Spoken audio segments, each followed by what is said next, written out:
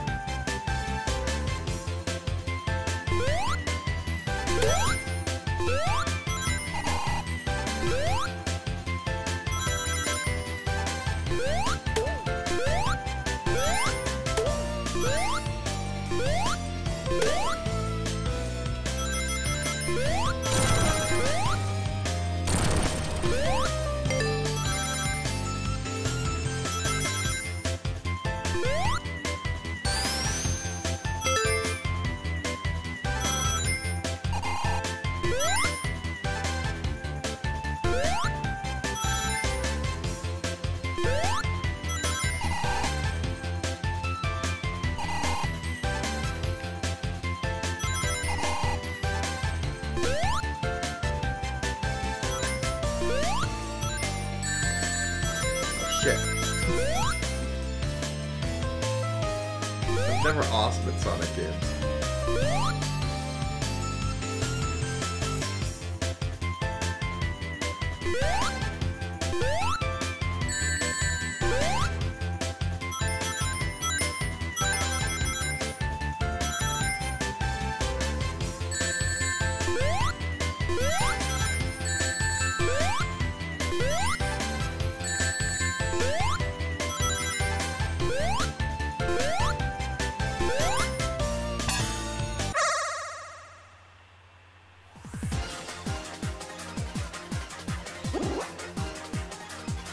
Whoa.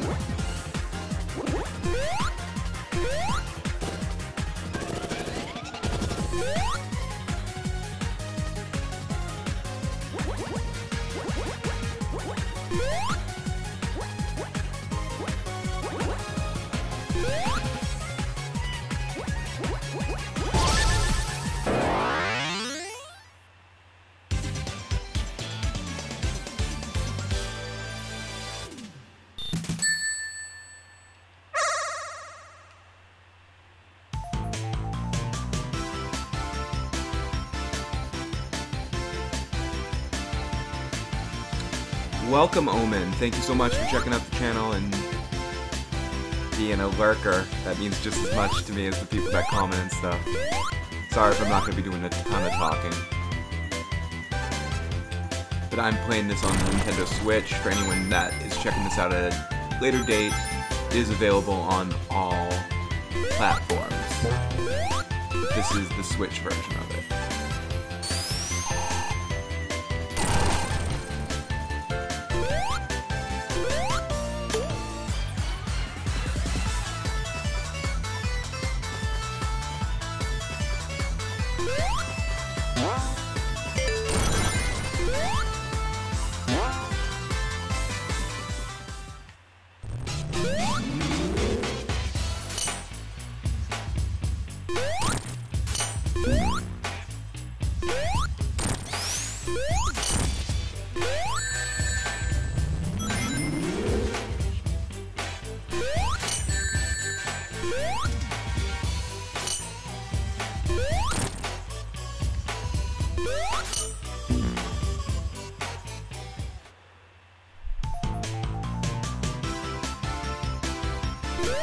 Yeah, Link Between Worlds is so well done. This is amazing too. This feels like a Sonic game. I mean, like it could have came out.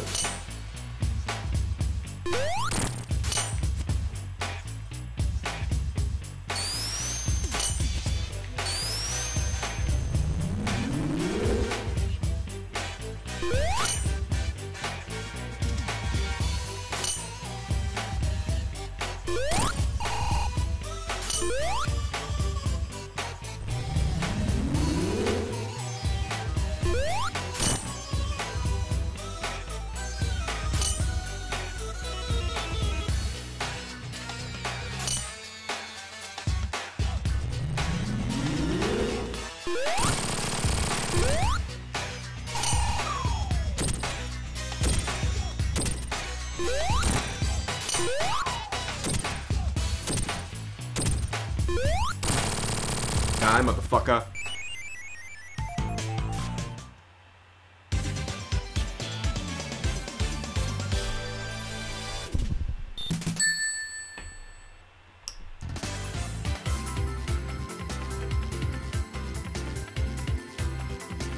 Nostalgia's an awesome thing when it's done right.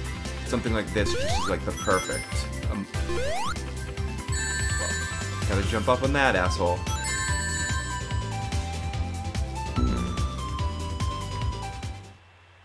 Whoops.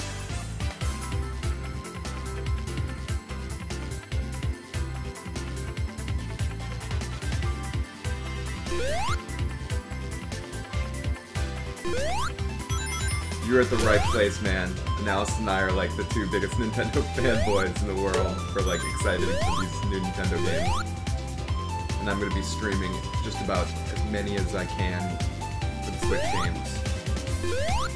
It's gonna be a fun couple of years being a Nintendo fan. First party Pokemon game coming to the Switch. First like home console, first party Pokemon game. I think that's gonna be incredible, even though I'm not even the biggest like Pokemon nut. It's still an awesome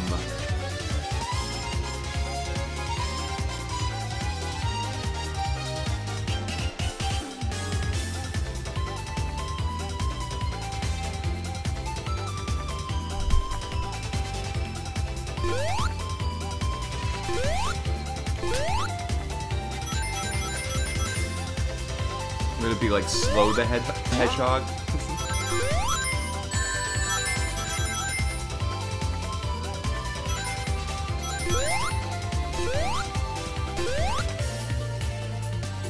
Other games that are really awesome, that like the Donkey Kong Country games, the more recent ones, Tropical Freeze and all that sort of shit.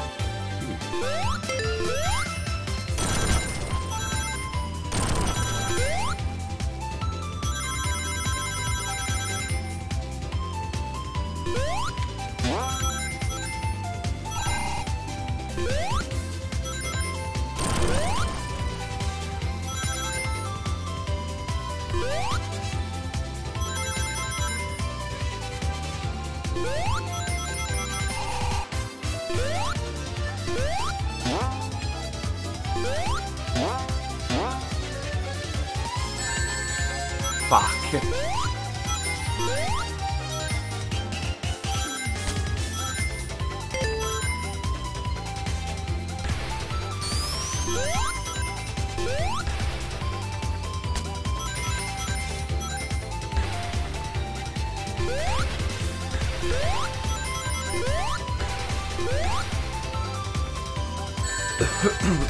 You little son of a bug.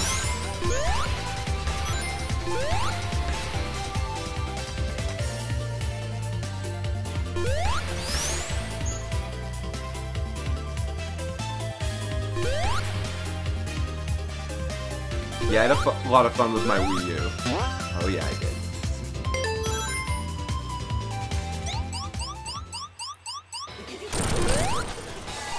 But the Switch is just incredible. Like playing on this Pro Controller thing right now. It feels so good.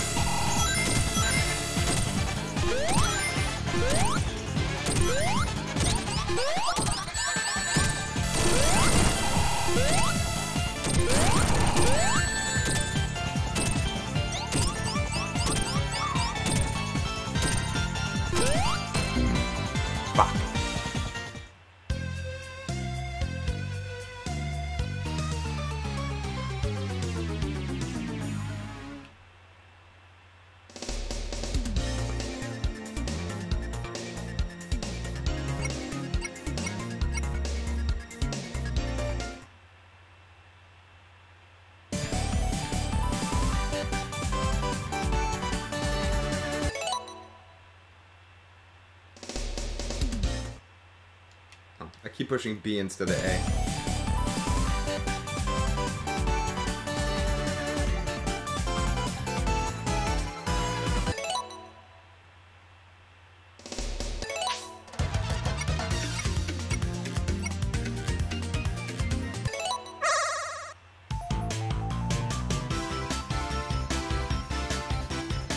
I played all the way my first time through Zelda without it, and then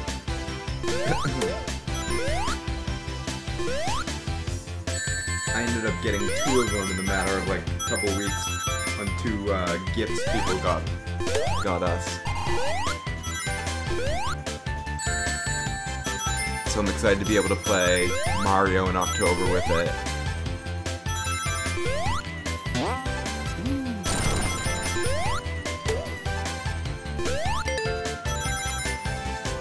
I'm sorry, like, I'm used to playing Zelda in streaming or slower process games. Playing Sonic and trying to talk and comprehend having a conversation and look at the chat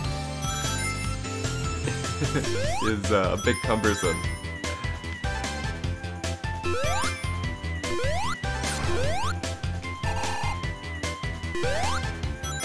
So I apologize.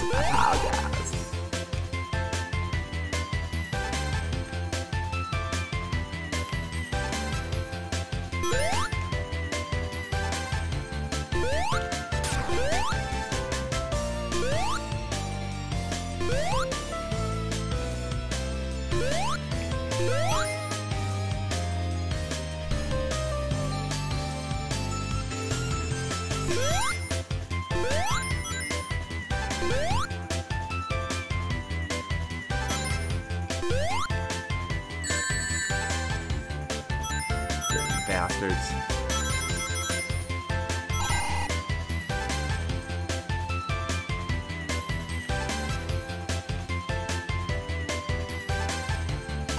I love being Slow the Hedgehog when you can't even make it around. I want to be like Mario and just go nice and slow.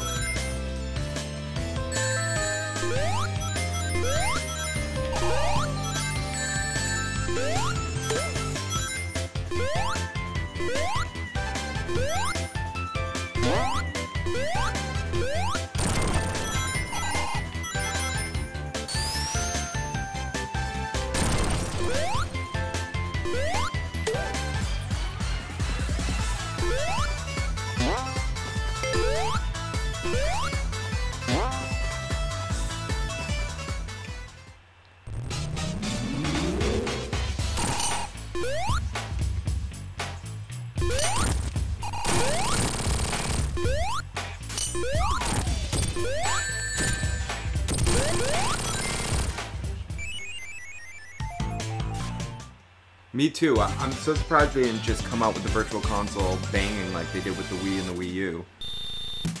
I love my Wii U, I really do. I like it a lot better than most people do, and I'll remember it as one of the underrated consoles. But there's very few things that the Wii U did better than other Nintendo consoles. But like the way they had the Virtual Console all packed in and ready, basically, because they didn't have anything else.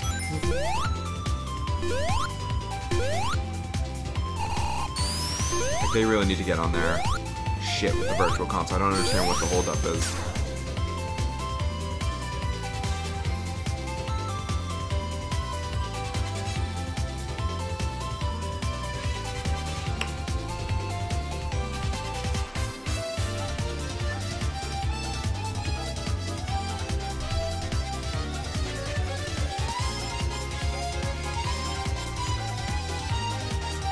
Those mini consoles are all nice and good, and I know they look cute, but I want something that I can add games to.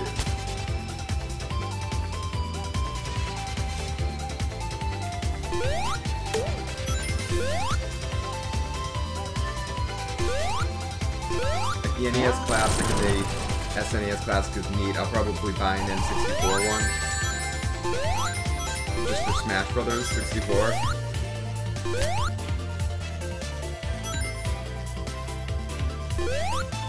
But if they're holding off on the Virtual Console to push sales of those things, fuck you, Nintendo.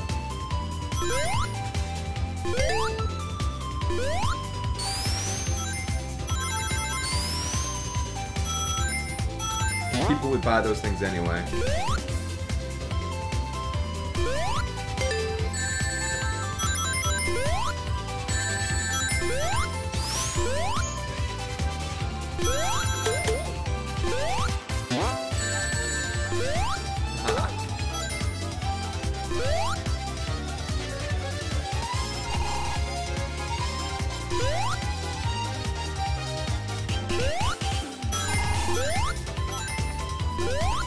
Because I still hang out with my friends and we have game night where we actually play a 64 and we play some games on it.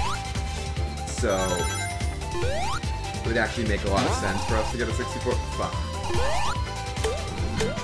Oh wow, check this shit out.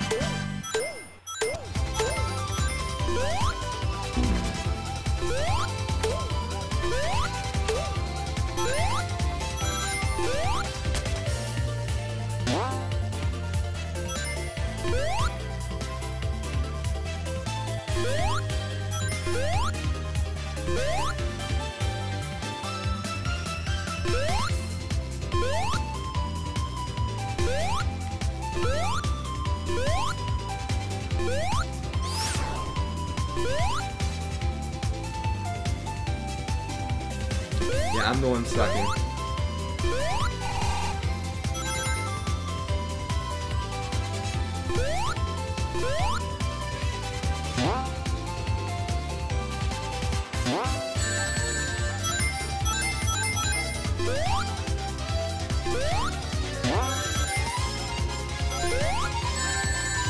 Fucking crap.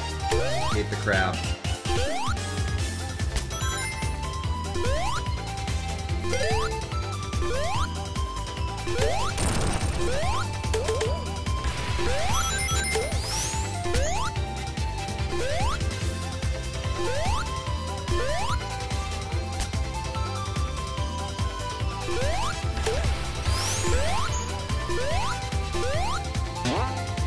My Sonic skills are so fucking rusty. You just have to go with momentum, right? Isn't that like the thing with Sonic? Unlike Mario, where sometimes it pays off to be careful. Sonic, I just want to constantly be going with the momentum.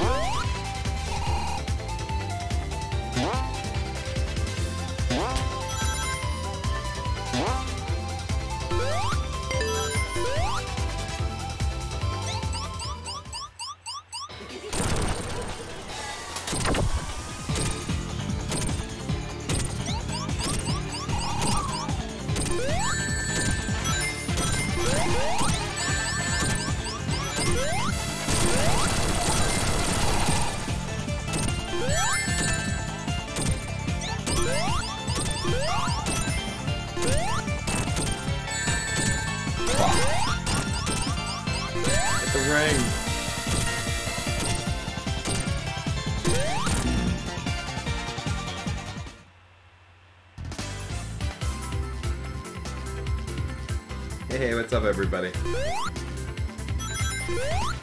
I hear you there, bro.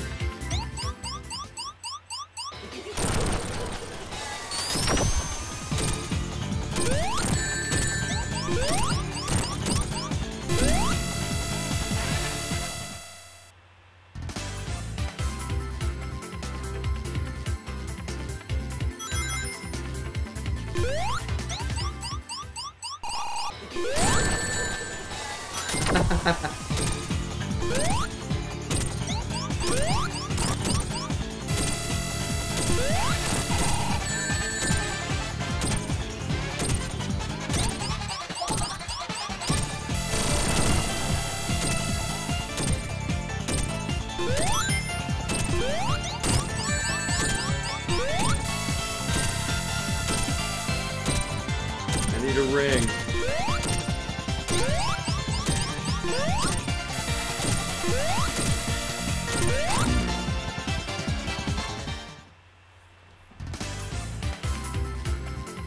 Whatever I'm doing isn't working.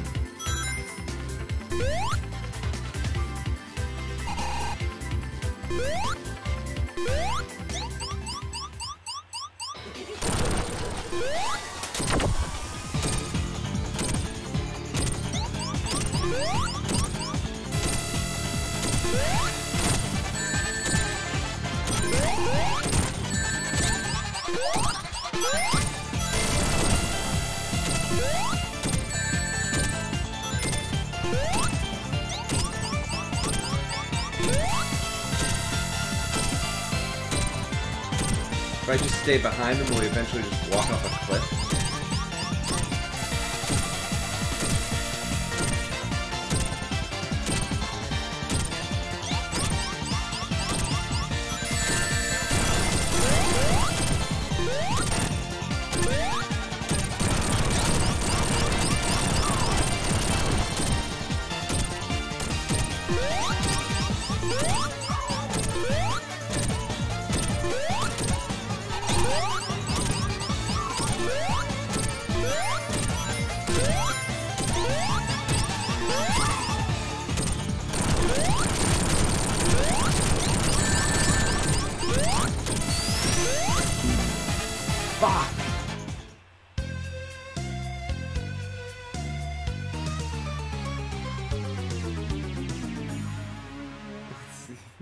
He calls that long thing his Yara raking stick.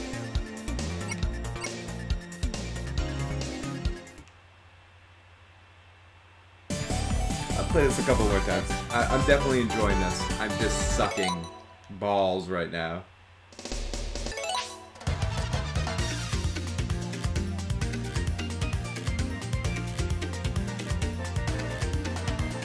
gotta beat him before the cliff. Okay.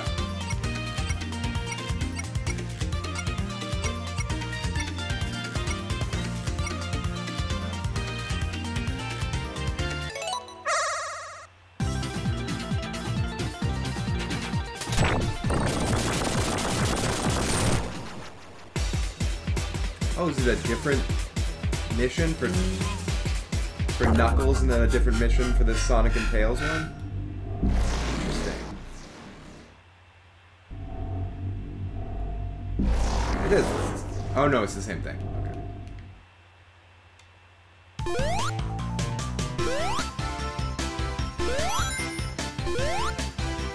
Be a little fucking slower here. I don't think I'm ready for Sonic yet.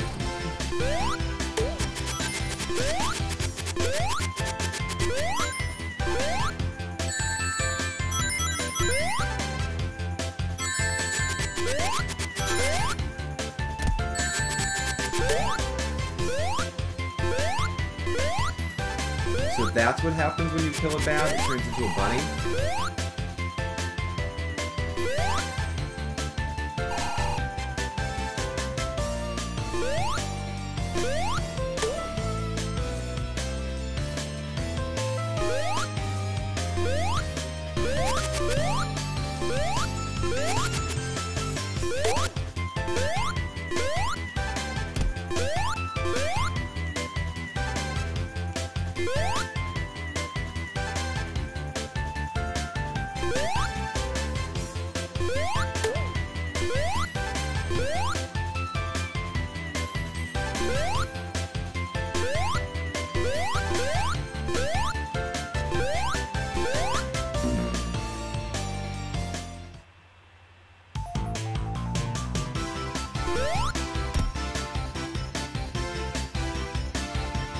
Oh, nice. You got a Switch too? It's good to know that when we do get some multiplayer games we want to play, some Smash tournaments, we get a bunch of cool folks that do have Switches that we know. Oh, he can hold on to walls, huh? Ah, I get it now. I'm not familiar with my Sonic power set.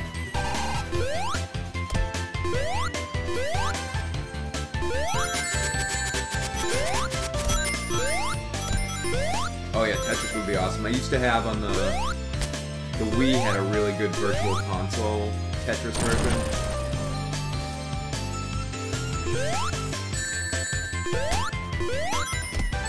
Yeah, I don't know how. I'm pretty much ready to quit on the Knuckles there. Yeah, fuck. Knuckles can eat a dick. I'm not Team Knuckles.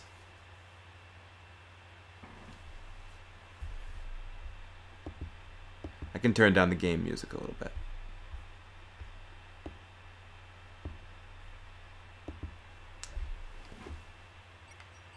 Yes, I'm fucking sure.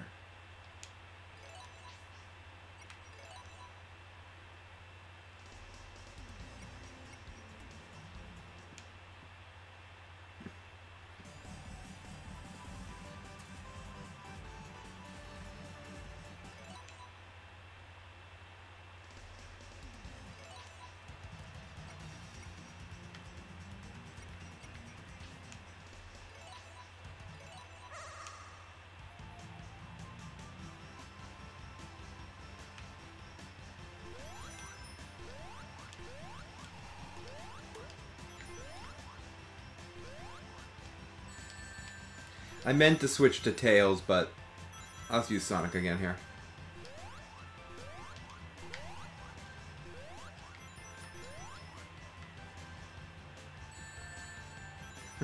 I fucking suck.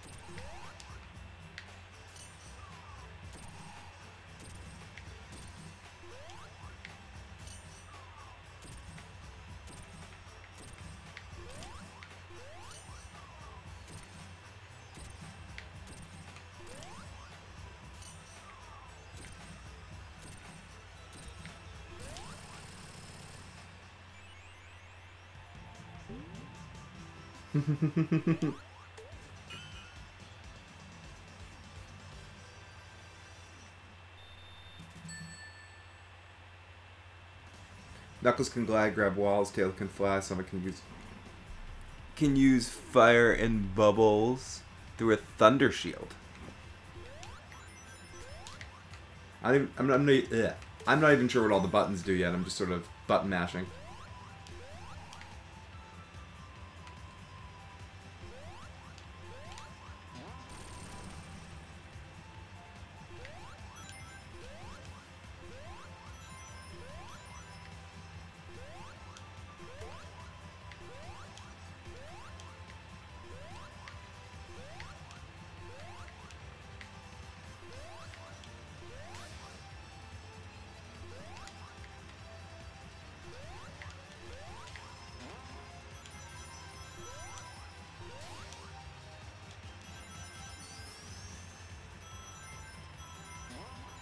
Whoa.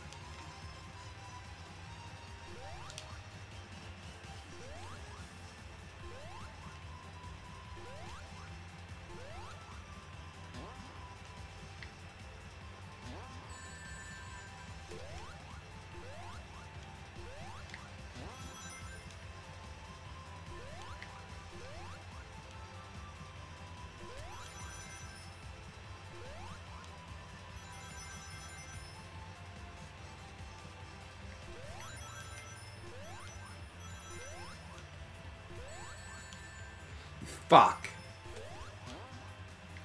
I'm having, like, Sonic flashback frustrations.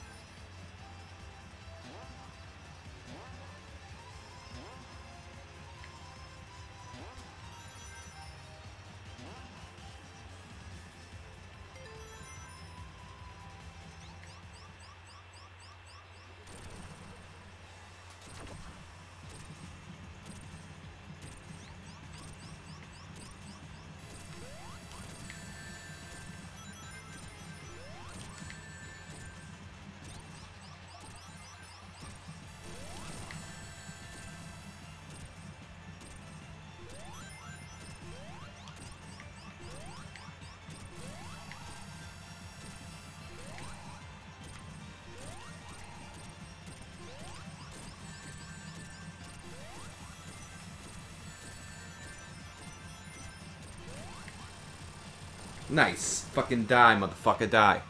Die, motherfucker, die, motherfucker, die. What? What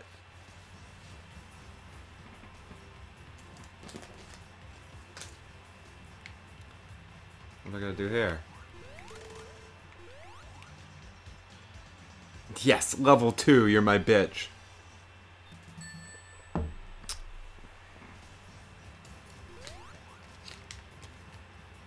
Really owning that level, too.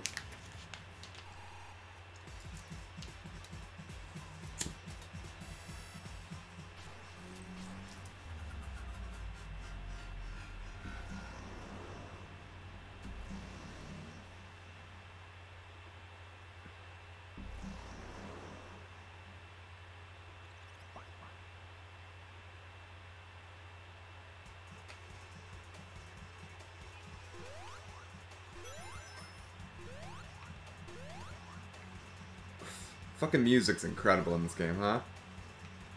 Damn.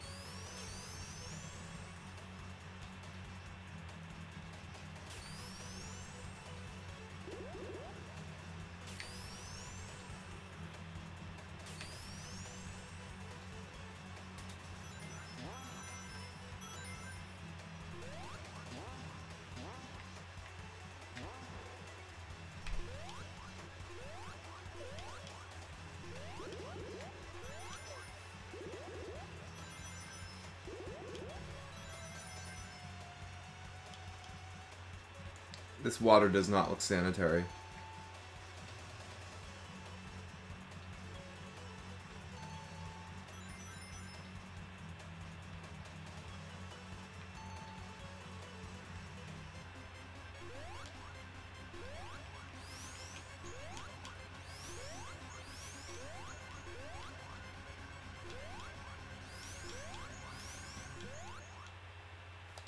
Great. You can drown. That's good.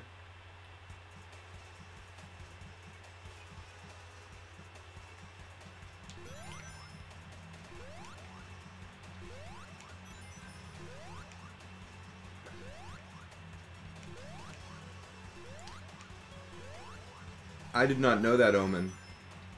I remember being way into Michael Jackson's Moonwalker at a point in time. The video game, but that would make sense because it was a, I believe it was a Sega game. Gary, I think you definitely enjoy this game. And they have it on the PS4, as well as the Switch and the I was gonna say 360, and the One. I had Sonic CD too.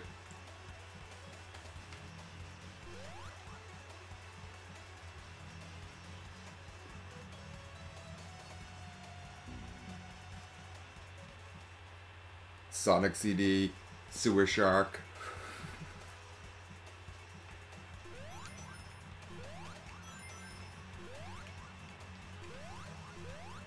This really feels like a Genesis game, like the lost Genesis game.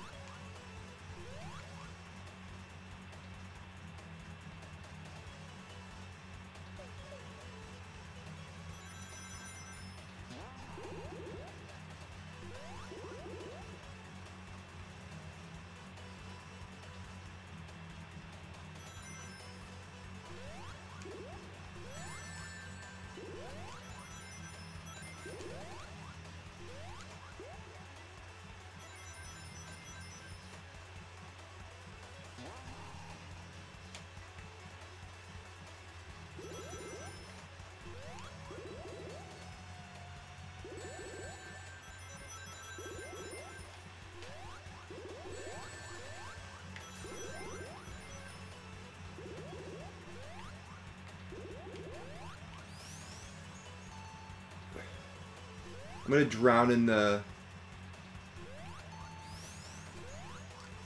What's that smell? I've been swimming in raw sewage and I love it.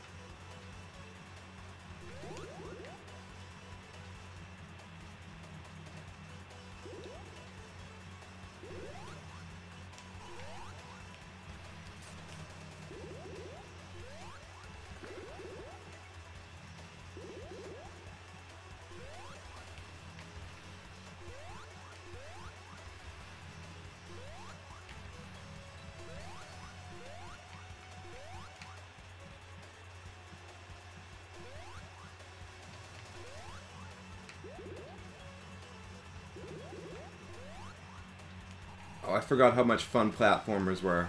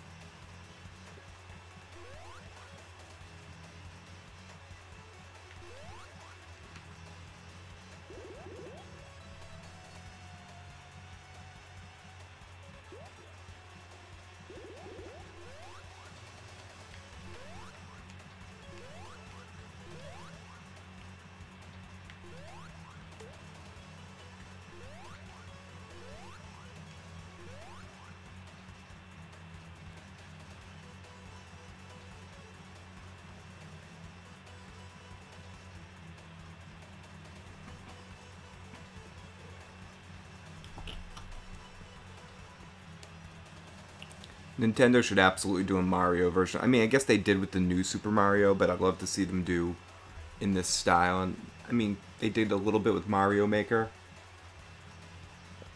but it'd be good to see them design a game with mechanics of a newer one, looking like Super Mario World or Super Mario Bros. 3.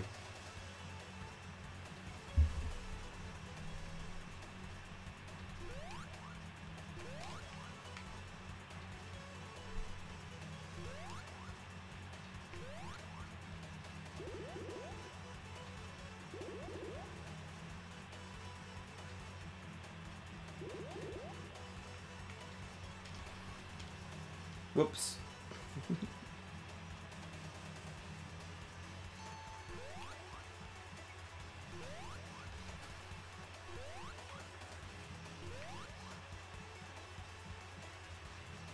They have to be with how bad I'm sucking at this game, Blaze.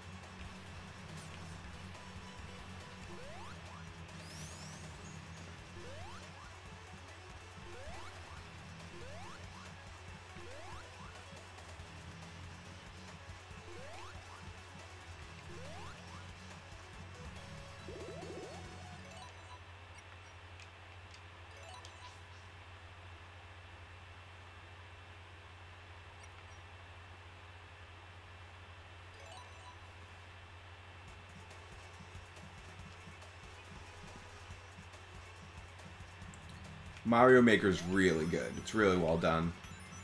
Hope it's a series they continue to make. I wouldn't mind a Zelda Maker. Well, my Boston accent just came out there. Zelda Maker, dude.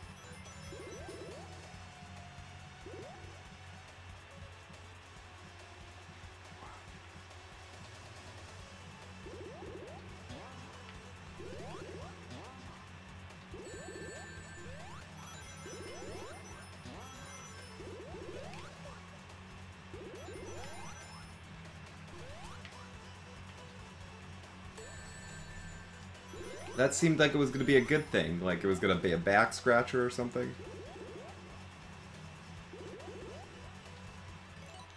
Yeah, making levels was fun and easy.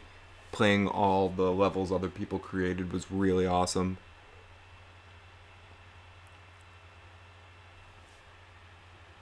Ultimately, for this playthrough, you guys are just going to watch me within the next 5 to 10 minutes go crazy with frustration. I do love the Sonic games. And if you are a huge Sonic fan, this game is a fucking must-buy. Like, what are you waiting for? Download this, it's pretty cheap, it's like 20 bucks or something. I ended up getting it for like 15 or something because I had some money left over in the Nintendo account, but it's like 20 bucks. Well worth it.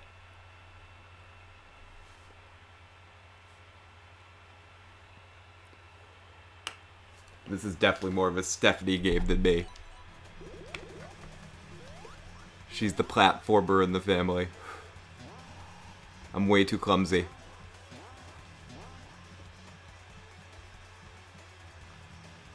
And eat way too many sandwiches. Oh, fuck. I'm just getting dizzy.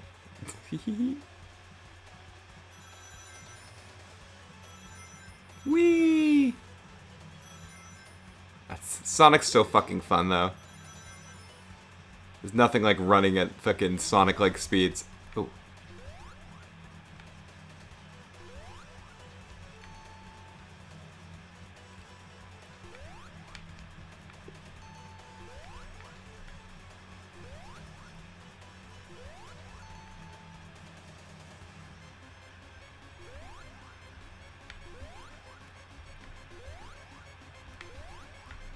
Get me out of this fucking water. Fuck me.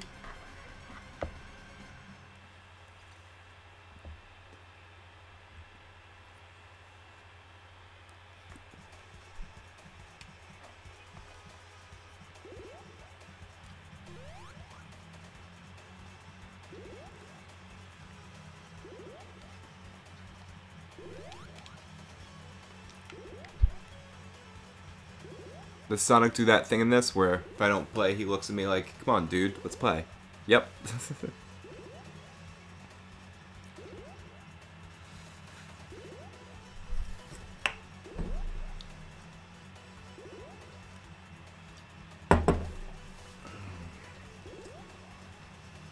Okay, let's do this.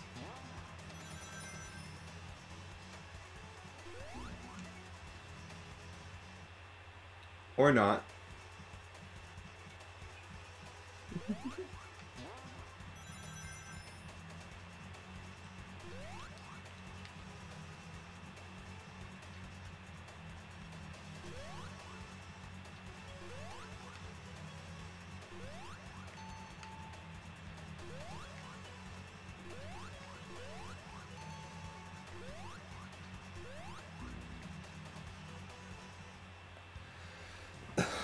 I didn't know this was going to turn into the water temple.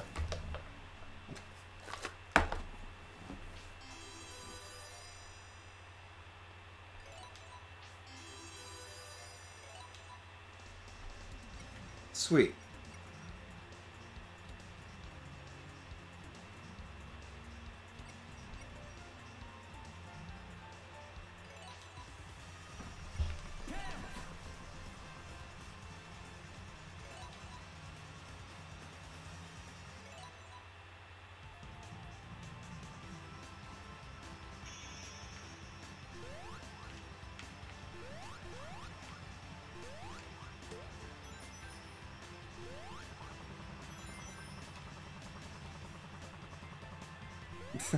So Tails can just cheat.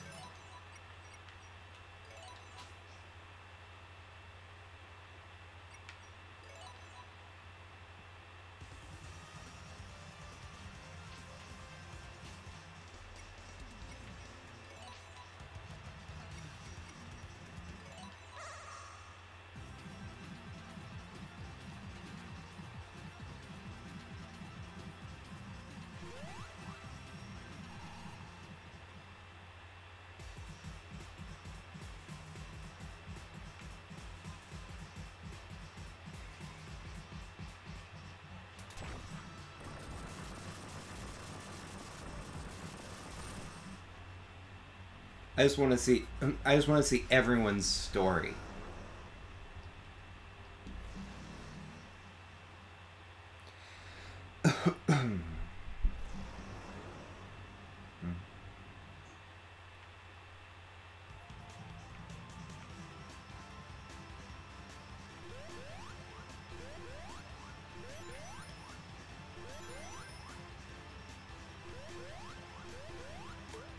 Wow, this game has a ton of fucking options.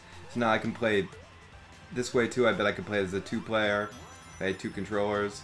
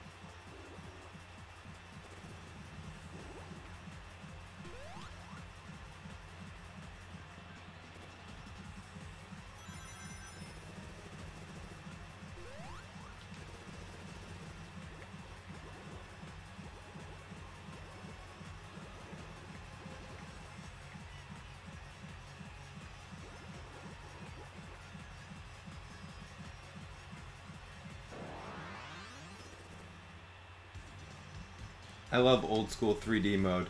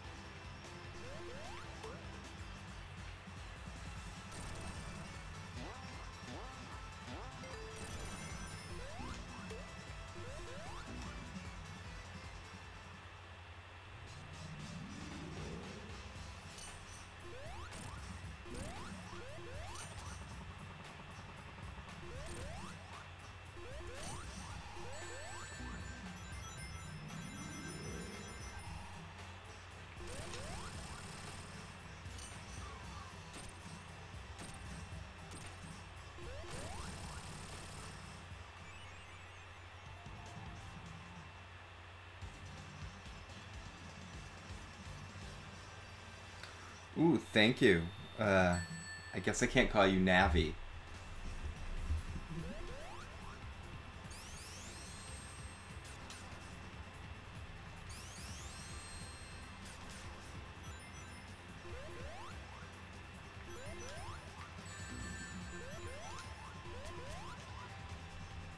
Does Sonic have a Navi?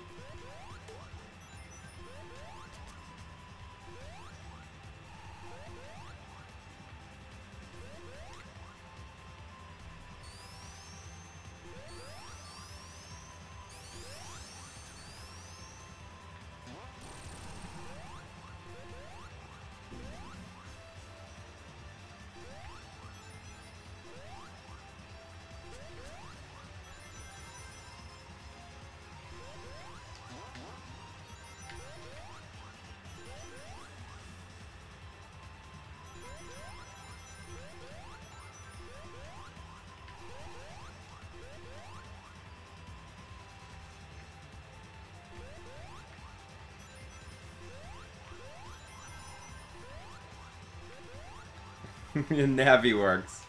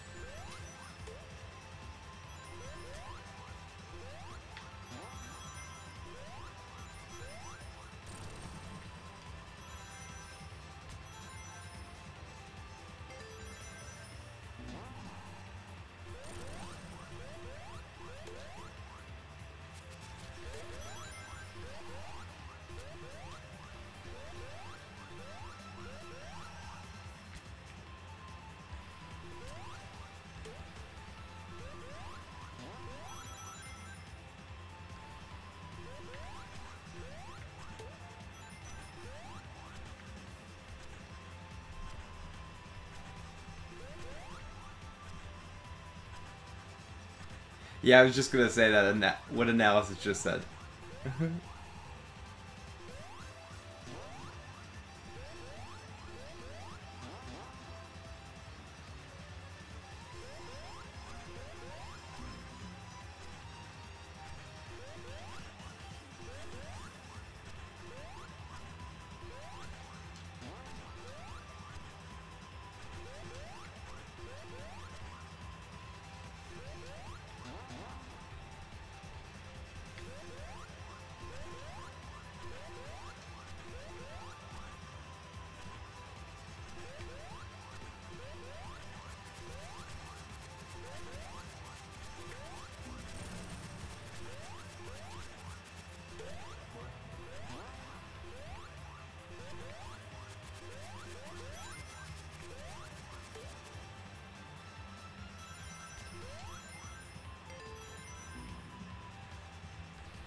Yeah, Navi's honor bound by the Fairy Guild.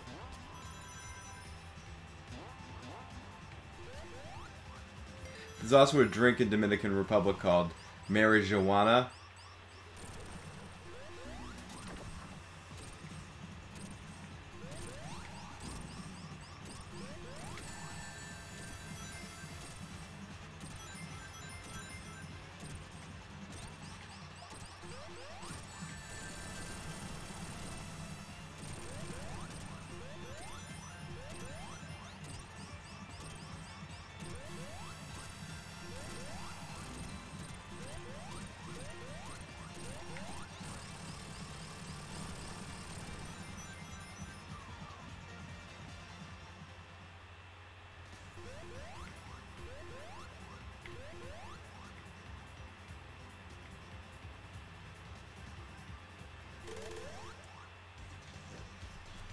And every hour or so they come out with a big bottle of it. It's got like...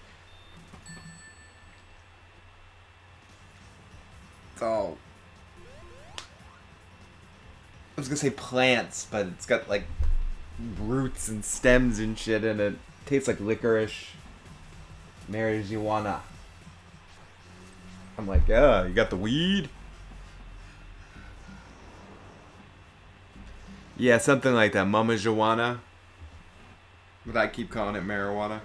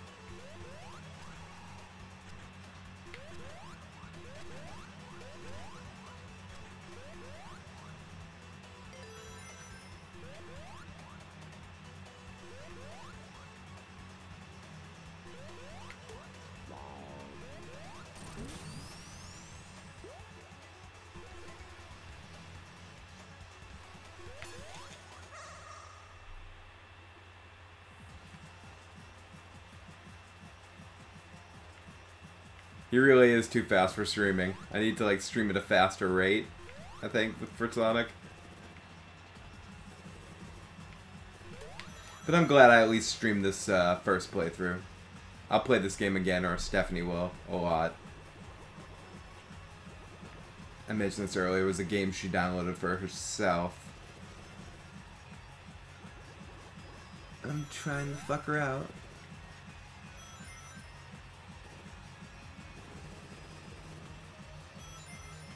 Simply because of some of the stuff you guys are talking about. Like, I want to play my Switch more. And I like Zelda, I love it. I just played the fuck out of it. And at least till that new DLC comes out, like new story shit, I'm not really feeling playing a lot of Zelda right now.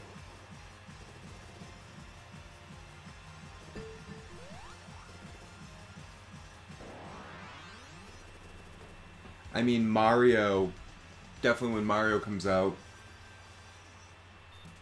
and Metroid and Fire Emblem and Pokemon, all of that, but I'm kind of looking for excuses to play my Switch right now.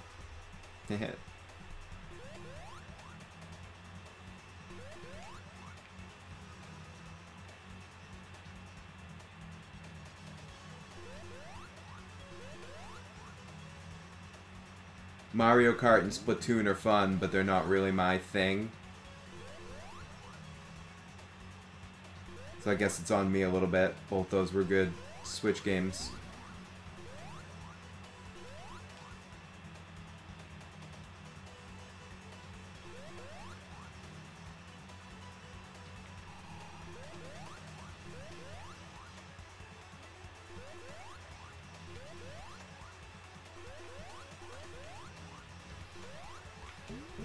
Shit.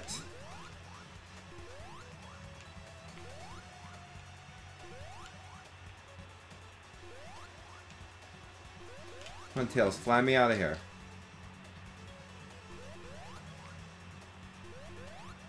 Yeah, Mario Kart 8 is really amazing from what I've seen of it.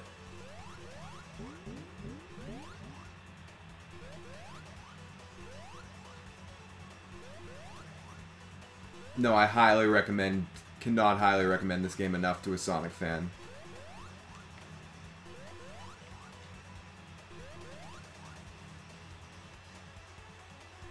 I think I'm having trouble with it because I suck, but it's the right amount of challenge.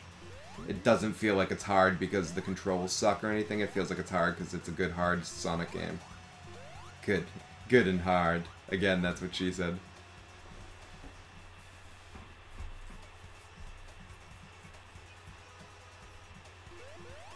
Ooh, I can breathe underwater with a bubble.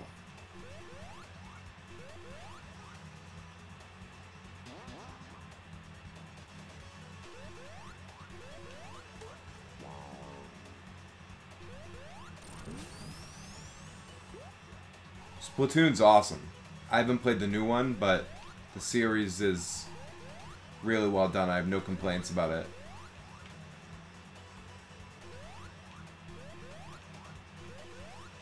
It's fun, it's creative, it's a new Nintendo IP, something they sorely needed.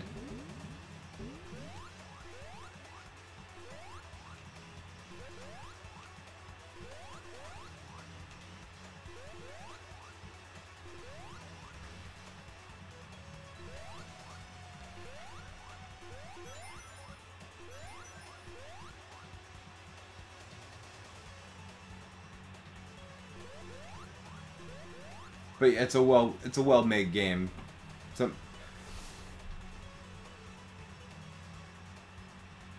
interesting concept. You'll be familiar with some of the control schemes and the way it works if you ever played shooter games. But it brings it's a very interesting Nintendo-like take on that. Everything's a paint motif. I mean, you've probably seen it. Instead of killing your opponents, you can do that and attack opponents to get points or whatever, or disable them for a second. But ultimately your goal in the main course game, they have a lot of mini games, your main goal is to cover the board more with your color paint, your team's color paint, than the other team's color paint. So it it adds all these interesting options like paint bombs and all your paint weapons. Sometimes you can use a brush, which means you're quicker, but less area. You can use a roller, which you can just kind of roll around and paint really easily, but it's not a very mobile weapon. There's guns and stuff you can use, like paint shooters. It's unlike anything I've ever played exactly, but yet feels very similar. Then it has that Nintendo weirdness to it where you're squids too. So if the paint's your color, you can pretty much fly to any point in the board at any time by swimming through the paint or jumping through it. It's more multiplayer than single player. There is a single player mode. It's fun. I don't know in the second one if there's more. Okay, that's what analysis is saying. The second one has a much more fleshed out single player, but the meat of it is multiplayer. Yeah, exactly what analysis is saying. That was probably my biggest gripe with it. Not gripe, but I'm much more of a single player person than a multiplayer person. I want a game to have awesome single player content.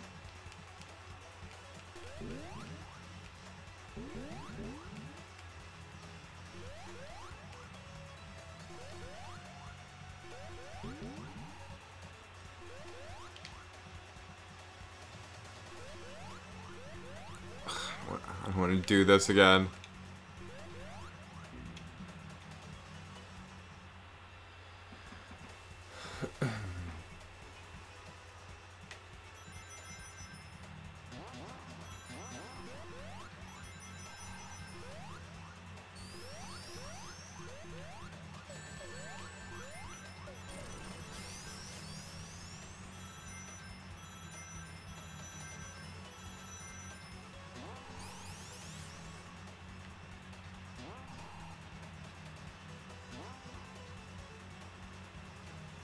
Yeah, it's super polished and interesting.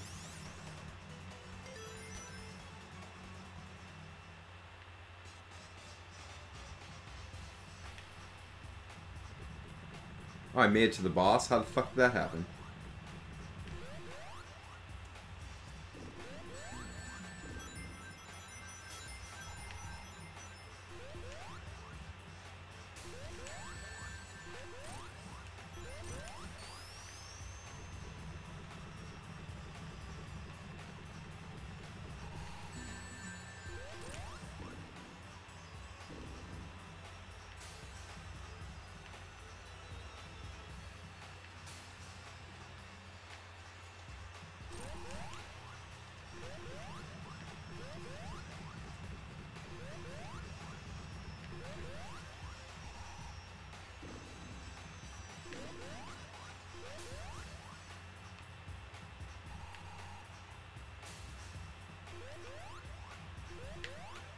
Ah, fuck.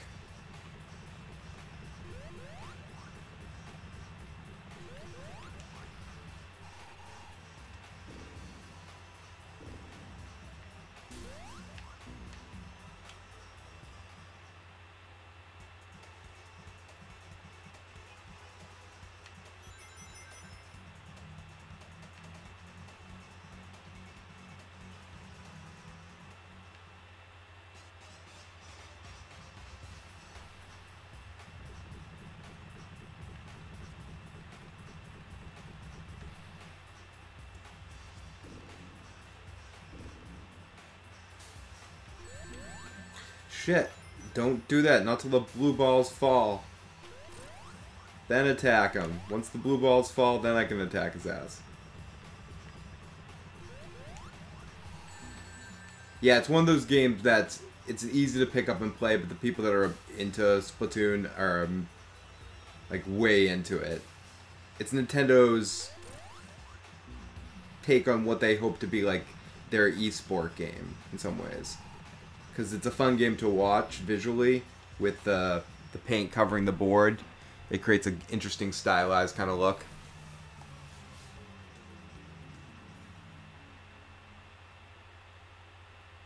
But it's fun. It's not my particular cup of tea of a game. I got it when the first game I played it. I played the fuck out of it for a while. shooters aren't my thing. I'm like, shooters aren't my thing, platformers. No, I do like platformers. But I'm more of an adventure game kind of guy, or an RPG. Or a simulation, games like Civilization, Total War games. Or even games more simple like Animal Crossing or something like that. But Splatoon's one of those games that even if you're not a shooter fan, it's charming, and I assume that the sequel's even better with using the Pro Controller and stuff like that. Yeah.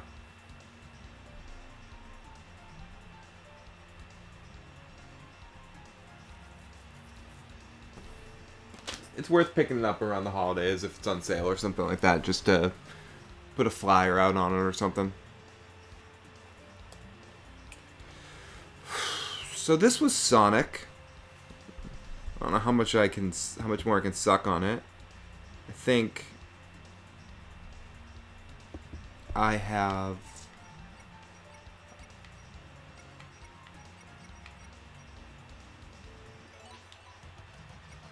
the only thing I haven't done yet is a game just as Tails.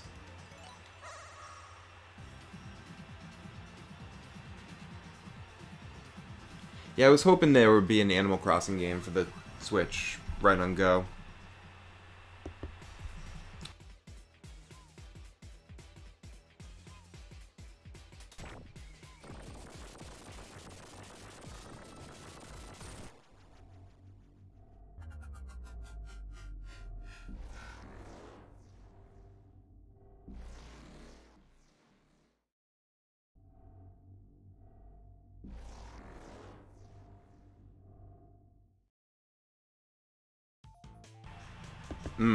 I'm back, sorry.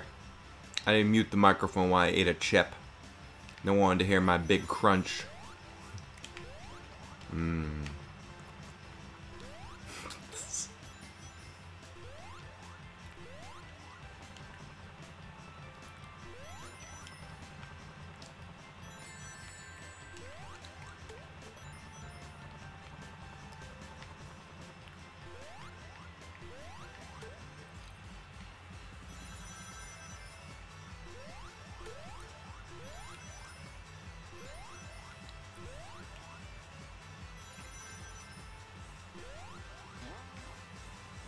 Yeah, I love games like Civilization. I'm hungry for another game like that. The last one I played was like Noriga's Ambition or some shit like that, whatever it was, which is pretty good.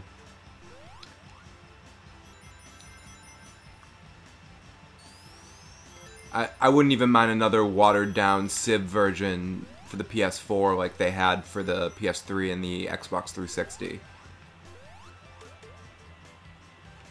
I've been craving playing some Civ. I have a computer now that can play on it, but there's just something about, for me anyways, playing video games on a console. And I know those games are better PC, but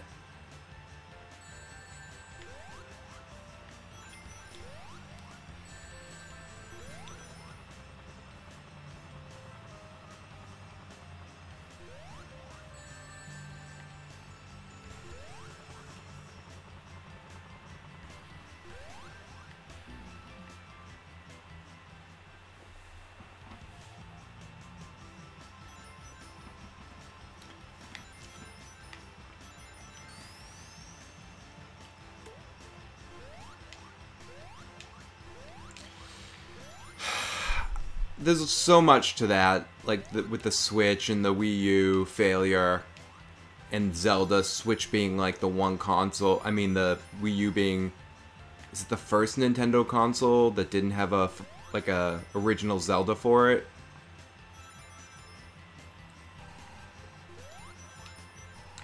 Should the Wii U have been an add-on for the original Wii? Then you have that install base, and you ultimately get some sort of expansion pack or something. Whoa, I'm tripping. There's fucking... I'm seeing trails. Trails. Tails.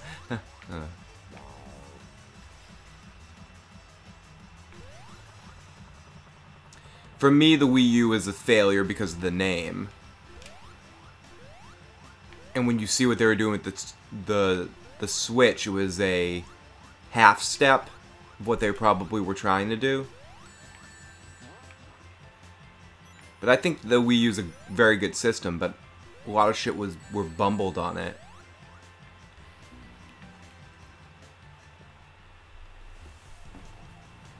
I mean, ultimately, just core-wise, the way the system plays and you use it, I think the Wii U is a better system than the Wii, but the Wii sold like so many more billions of systems because of how popular it was at the time, and it caught the zeitgeist, and everyone wanted a Wii, and grandmas wanted it, and all that sort of shit.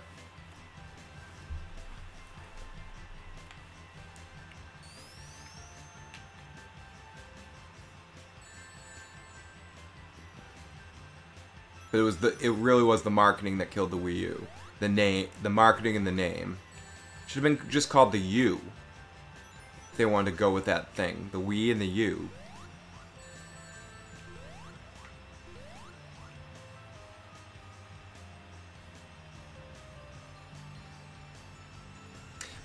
I bought the Wii U almost entirely to play a Zelda game too.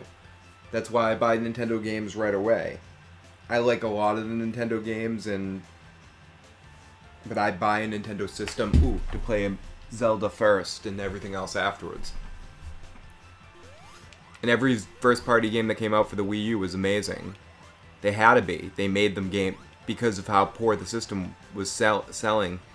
They really did take the time to make each one of those first-party games extra special. And there were so few of them, and the ones that they had were so good. But as a Nintendo fan, as being one of those adopters, those ambassadors of their systems every time, I do feel a little let down by Nintendo in the way they treated me as a Wii U owner, and how fucked we got. I feel like the people, and Nintendo knows because you register your systems and all that sort of shit, the people that bought the Wii U's early on, like especially in the launch window, they should have gotten some sort of ambassador program like they did with the 3DSs when they did the price switch. No pun intended with Switch. That some downloads, a certain amount of store credit in the Nintendo eShop or something. Something to pay them back in the way that, similar that when the 3DS had the price cut, they gave the people that bought the 3DS early all those Nintendo download games and all, or something. Like, even if it's a original Legend of Zelda Mario 3 or Super Mario World or something, some Nintendo classic game, some sort of little bullshit to make it good. But I feel like as a Wii, and I mean, I still went out and bought their next system, but I'm a little bit more jaded by Nintendo right now. And if something similar keeps happening with like this system too, I mean, I'll always buy a Nintendo system, but I don't know. I'm like, it did hurt. A lot of Nintendo fans were let down by that whole Wii U thing.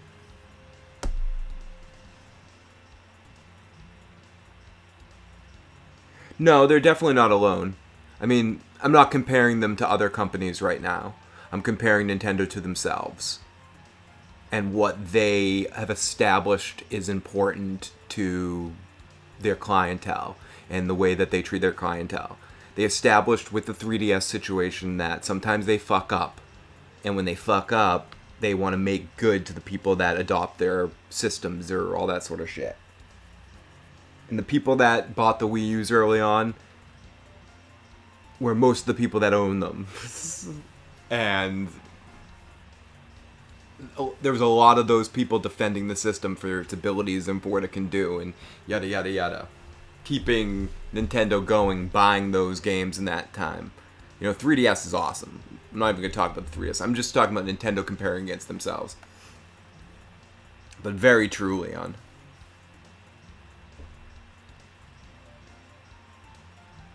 And I agree with what Omen said right there. The most reliable developer, they can only keep making systems as long as their games are still great, because you don't buy a Nintendo system for third-party games.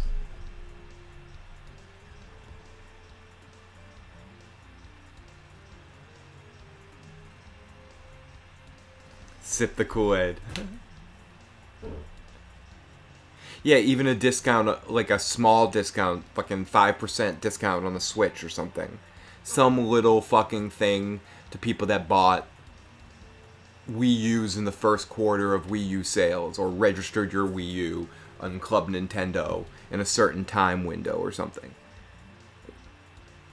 And I know I'm like, really, give it to me now, but Nintendo prides themselves on that shit.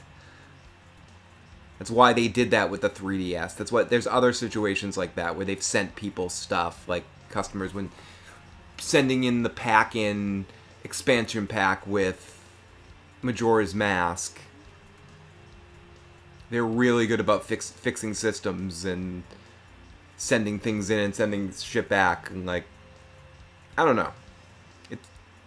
The way they abandoned the Wii U and just, it's like it never existed anymore and it hangs out with the Virtual Boy in the Nintendo basement right now.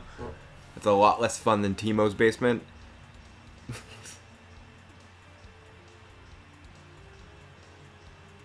It's not even for me. It's for the Wii U. The Wii U got done dirty for a very good quality system.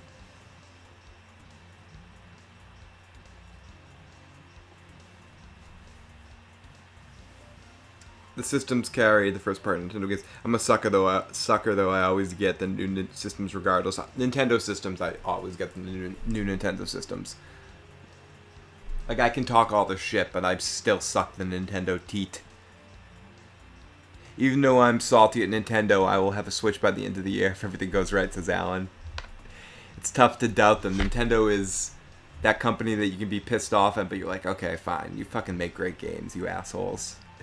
Only if you didn't make great games. Well, then we'd be all out of luck, but Nintendo consistently is just the most consistent video game software developer. You can always have problems with their hardware. But what they did with the Switch, which is genius, is you can't really have many problems with their handheld hardware. And even with their regular hardware, it's not like you have problems with it. It's just that they're always, which isn't a bad thing. They're always trying to innovate. Some people think it's gimmicky, whatever. They're always trying to innovate and do something new. Sometimes it doesn't work. Sometimes it's a half measure, like with the Wii U, I think. They should have. And again, I don't know Nintendo. I don't know Dick. I don't make Dick. I don't know Dick.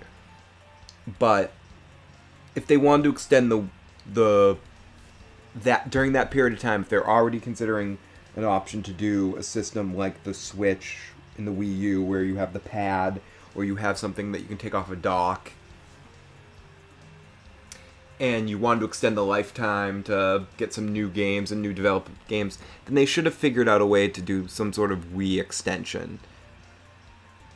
I know it seems silly, and you look back in history and these things didn't work out well, but something like a 32X or something like that that could hook into the Wii through one of the ports that they had on it to expand it, to allow it to get like double the power of the Wii or something. Similar to what PS4 is doing. And then spend all the time developing and just never have done the Wii U. And just, again, you have all those install bases of the Wii systems. And then you can continuously sell the Wii or sell the Wii Plus. That gives you a pad attachment or a Pro Controller attachment or something. And double the memory. And then do the Switch like you did, but spent the same amount of time, the same part of R&D and all that sort of crap with the Switch, but instead of trying to market and push a new system in the middle there and do a very Sega-like thing with the I know I'm suggesting a Sega-like thing, but very Sega-like thing with releasing systems in the Saturn and then ditching in, then releasing the Dreamcast. Like, it's... I think it would have just been a better strategy. But I don't know Dick. About Dick. I don't make Dick or know Dick. I don't know Dick. I knew this guy named Dick once. He's a real dick.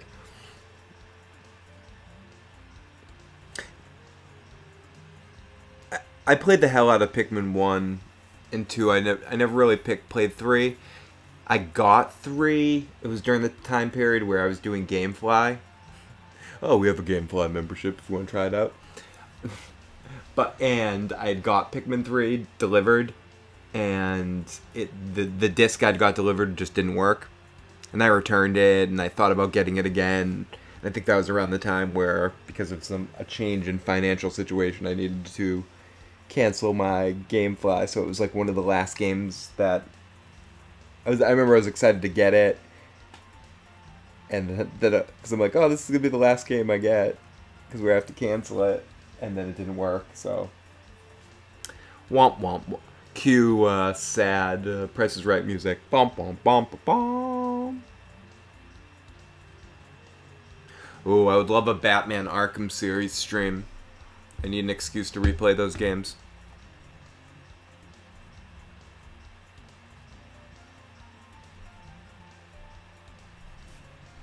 They're already like a generation behind in hardware on their handhelds. The games make those systems. In a recent convert to their handhelds, just got one a couple years ago. Yeah, and that's the thing about their handhelds, and the thing just about Nintendo. You can't put a... And I'm just going to use a term we're way past that, like the bit wars. You can't put like a bit number or a graphical number on fun. A game's either fun or it's not fun. And Nintendo excels on that. That's what makes these Nintendo first-party games. I know I'm sitting here with a Sega game, but the company Sega and the way they design games, they might as well be a Nintendo company too right now. But other than all the fucking up they did with the Sonic title. Sonic titles, but I am playing on a Nintendo system. I almost consider at this point, it's so weird to think about it, considering the Sega and Nintendo war. But I wouldn't be surprised if in the next couple of years Nintendo buys Sega.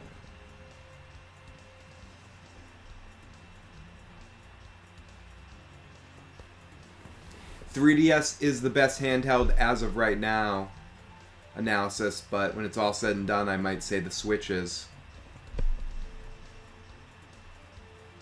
It's just not something you really think about, but the Switch could be called Nintendo's greatest handheld when it's all said and done. Sorry to say that Dreamcast word. I don't know if my head can handle another round of Sonic here. I'm starting to get the woozies. That's why I needed to stop.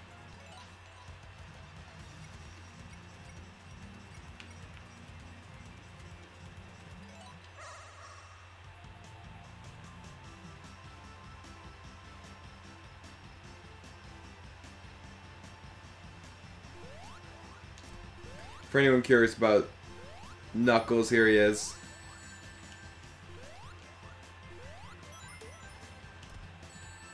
Yeah, the 3DS is great.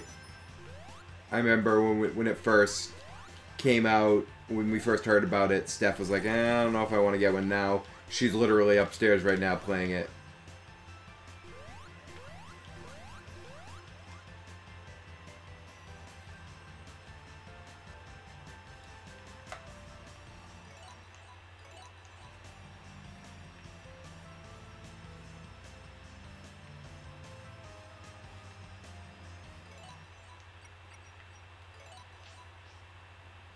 Yeah.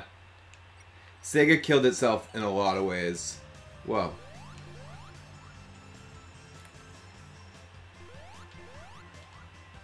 Why is it threatening to go into sleep mode? I don't know if you guys can see that.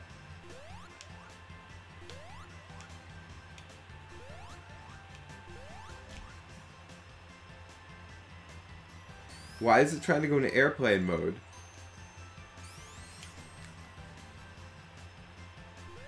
I think it's time to switch things up. What the fuck?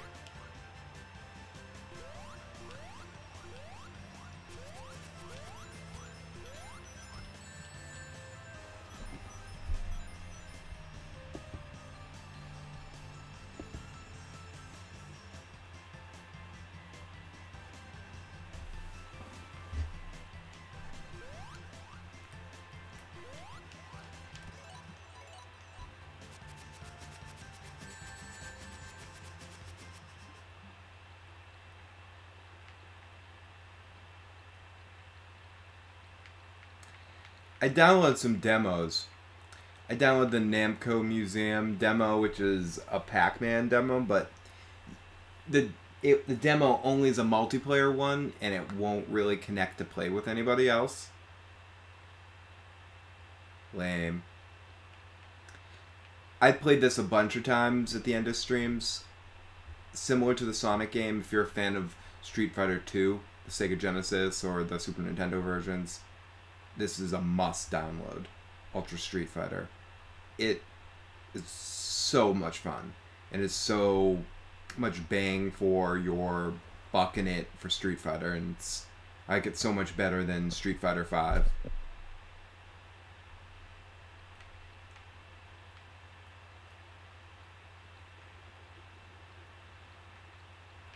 Playgrounds is pretty good.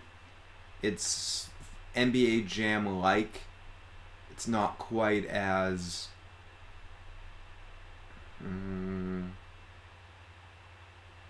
it's not quite as... I don't know. It's missing a little bit of the fluidity of NBA Jam. Yeah, Sega really killed themselves. It was just hard. It was more trying to compete with PlayStation, not so much Nintendo. Nintendo and Sega eventually ended up, I was like, yeah, we cool.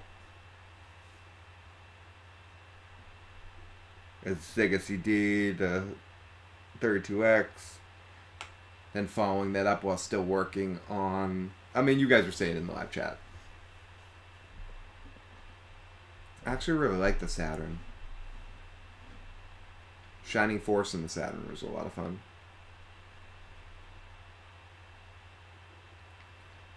No, we'll definitely play some Playground with you. We can go down to court. But yeah, it misses a little bit of the charm of NBA Jam. But it's fun. I suck on it. I suck at it. I also don't like how you have to shoot. There was an update in it, and I liked the game before the update. I don't know if you know what I mean. Anyone who's ever played with it?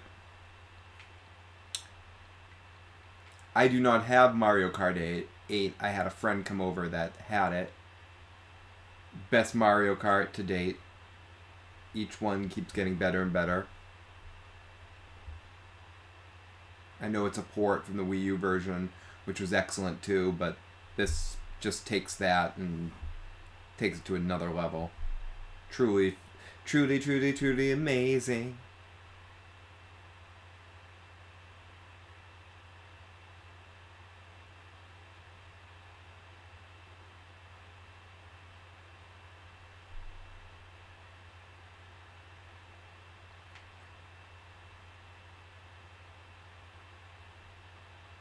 It is pretty expensive. I ended up having a gift certificate, which is why I ended up getting it.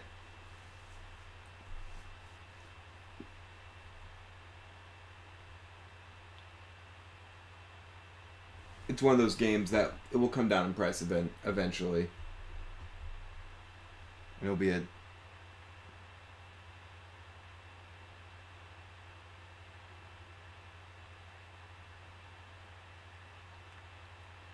One-two switch is lame. We regret getting it, but it has... It's a game you put on at parties, and you make fun of it. It was a pressure buy in the minute. In the night of getting the system where we were both like, we should get a second game. I don't know, we don't want to get a second game. And I said, let's get Bomberman. It's just like, I don't want to get fucking Bomberman. We need a party game. And the guy at the counter was like, 1-2-Switch is a party game. And I had read so many shitty things about it. And the guy at the counter totally sold Stephanie on it. Oh, no, this is a good party game. And it's not really a good party game. It's a good sort of couples game for a joke. Like a drunk couples game. Because you play the game like 2 people at a time. For like a group of people like your friends hanging out for a night, it's not a good party game. It's not like playing a Mario Party or something.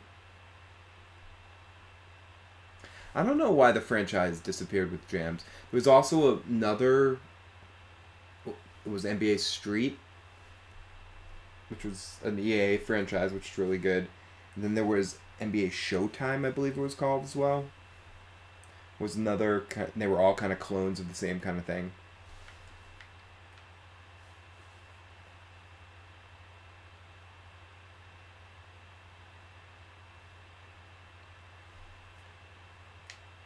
And Has Been Heroes is okay.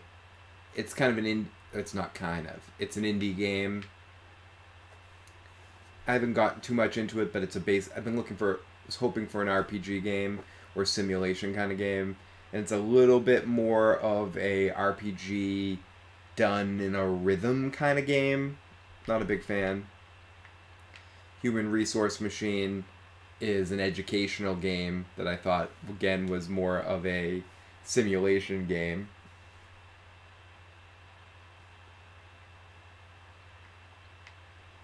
Yeah, I think a lot of it has to do with licensing. 2K kind of cornered the market.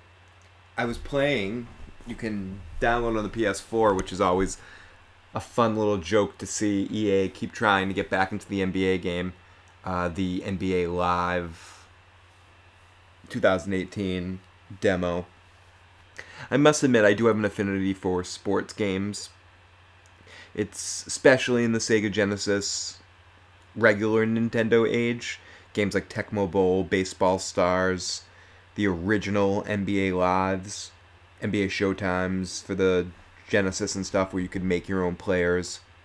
I mentioned Tecmo Bowl, but Baseball Stars from the regular Nintendo was like the first game I remember you could really make your own players and build a team. It was so detailed for a Nintendo game. You could play a whole big season and get statistics for the whole season, upgrade your players. I used to make backstories for your players and stuff, for my players. And I still, every few years, I'll get, like, I don't buy it every year, but every few years, a friend of mine will buy me the Madden so we can play that year. And similar to NBA 2K games. So I still have an affinity for basketball and football games, and maybe like tennis games too. I used to love like Nintendo Tennis with Mario as the referee, and then Mario Tennis. I like all the Mario sports games too, for the most part. Not a huge Mario Golf fan, not a big golf video game, but Mario Strikers I talk about I think on almost every stream. But Mario Tennis was probably my favorite of all the Mario sports games.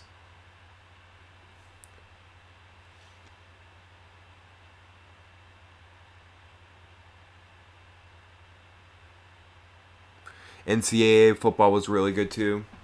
And like some of the college games, I liked how the college video games had a different feel from the pro video games. It was just different. And it was good to have options. What was that football series? Blitz. The Blitz series. I really do like sports games. For the most part. Like, I'll try them. I remember trying a rugby game. Or I'll like them for a while if I get into them. The only thing I don't like about the Mario sports games, I like the game style, the way some of them play. I don't like how undetailed they are, especially coming from being a sports...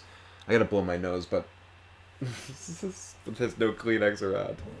Oh, wait, no, there's some right there. But coming from being a sports fan, a video game sports fan, I can't help but feel a little let down by how undetailed the story mode or the league modes are in them, or like statistics and shit like that.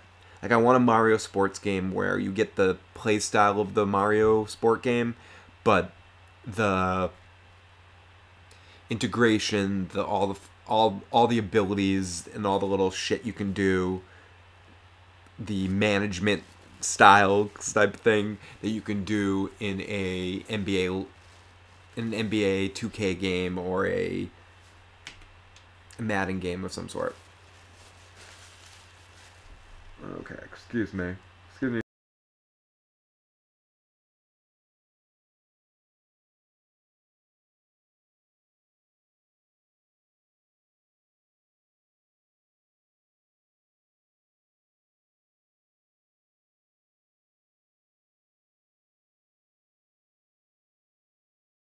Oh, much better. But those Mario sports games are fun.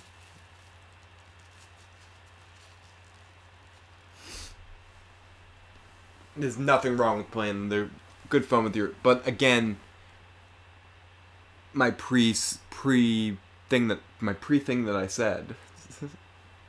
I like playing one-player games and feeling like I'm in a league or I'm all wrapped up in it. And sometimes the Mario sports games are just as deep as the water of the game itself. There's not... Nintendo knows how to make a fun game, but they don't necessarily know how to make a fun sports video game. The game itself is fun, but unlike when Nintendo makes a role-playing game, they make a killer role-playing game. When they make Splatoon as a shooter game, they really go to work and make a really detailed shooter game. Racing game with Mario Kart is super detailed. In the Mario sports games, it's usually like one or two modes. It's like, oh, battle mode or regular mode. Or online mode. Or even in Mario Strikers, like that game could have been so detailed with like tackles and statistics. Like you get like detailed statistics, and each player gets magic little tags that come up, and if you do 3 leg sweeps, you get the leg sweeper trophy or something. I don't know. You could just like get way into it and then try to do like leagues where you're whoever's got the most goals. You know, like weird statistic shit like that. NHL 96, yeah, like detailed crap like that.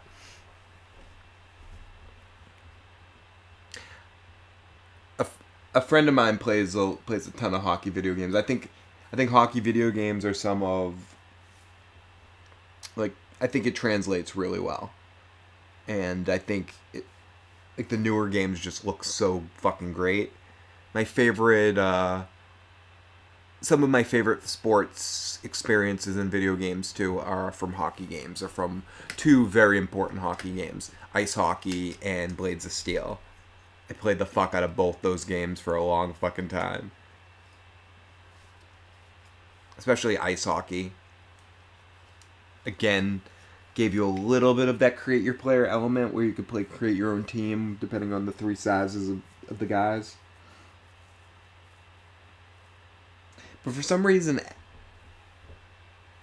I definitely got into NHL 96 and all those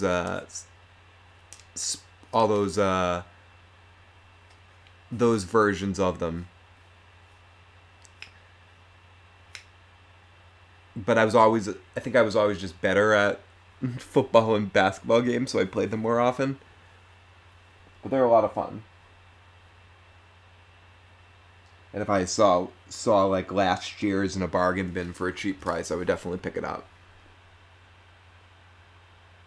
And it would be cool if they did a Mario Hockey. I don't think they ever had. Has there ever been a Mario Hockey? Mario Golf is fun, if you're into golf video games. I think my favorite golf video game is Wii Sports Golf. Or Wii Sports Resort Golf. It was more polished. It was. I actually have it right over here. Like, an actual 64 version of that. I haven't played it in a while. I wish I could plug my 64 game. Like hover the 64 game right over the Switch and be able to play it. I'm so sick of all these games. Sonic is fun though. As I mentioned, definitely get it.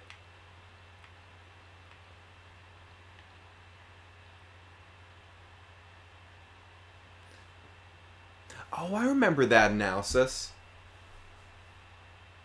I do remember that. Like, fuck Nintendo. You make these, like, fun... There's so many little side games, whether it be in a WarioWare game or a Mario Party game. I do hope we get a Mario Party game on the Switch, but I hope it's... I think we were talking about this on one of these streams before, too. I hope it's a WarioWare / Mario Party game. Like, the last game they did, the Bowser's Takeover, which I think, in concept, I can understand what they were trying to go for. I don't think it worked completely. I think you could do a Mario Party game with Wario taking it over. And it's basically a combination of the two games. You know, you have... And you can play old school... old school... Not like old school because they're always changing the style of it, but a basic Mario Party game, or you can play the Wario Party game style, which is more of a WarioWare mixed with Mario Party. Or you can just play the WarioWare type game, too. So it could be kind of 3 games in one. One combo, which is more of the story mode, which is the combo game. And then have a basic mode for each of the other games where you have just, you know, not quite as detailed, but just like 2 or 3 boards in each of the other type of styles, too. And then in multiplayer, you can just play any of the boards. Ooh, Super Spike Volleyball was excellent.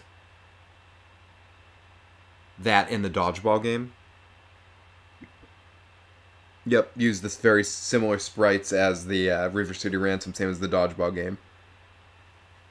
I think on one of my first times I ever met Stephanie, when I came to her house and she was playing video games, she was playing that dodgeball game.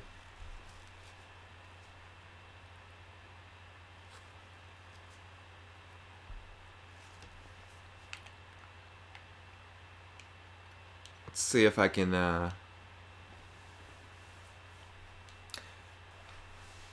let's see if anyone's online. Let's see if I can finally actually play a game of this.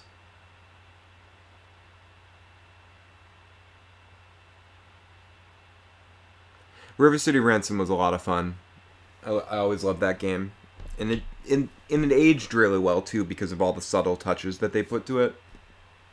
I think at the time, you know, Double Dragon probably would have been considered the more popular game, and I think Double Dragon's still a really fun game.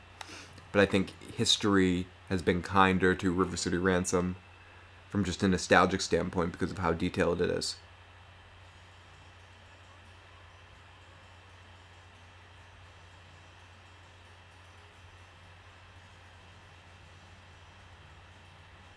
No, they haven't done a true WarioWare game in a long time, and it's about time.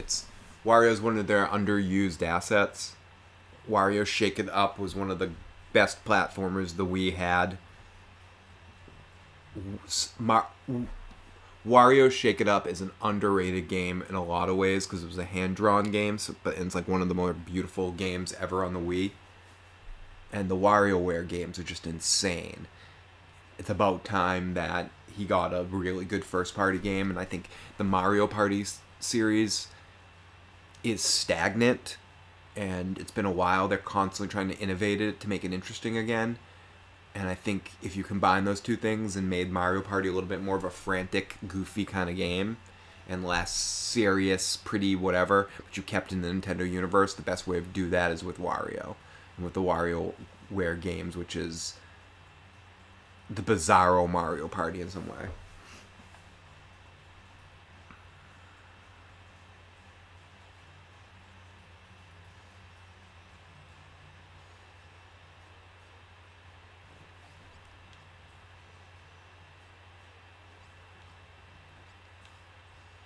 So far, every time I've gone to play this game, it just stays on this screen. Now, I need to run out to the car to go get some bread for a sandwich I'm going to make. So, let's see if this ends up working. I'll be back in a few moments. Let's see if my game starts. So, I will be back. There will be blood.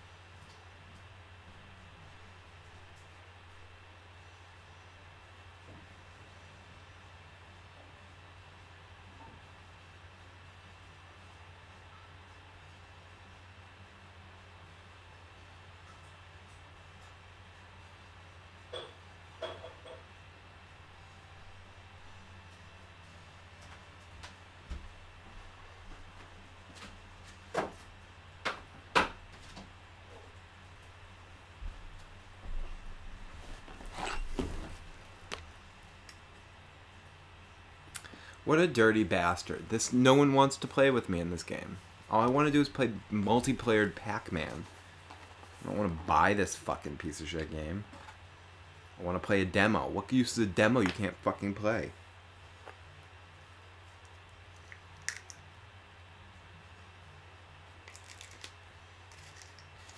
You think it's for local multiplayer?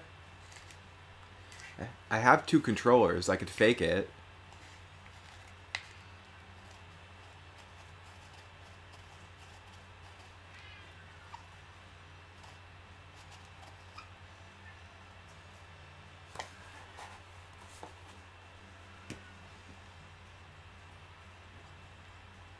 Let's go back and see what it says.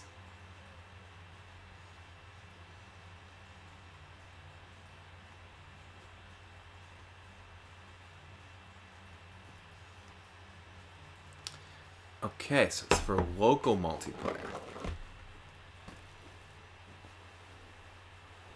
So let me grab my other Switch controller.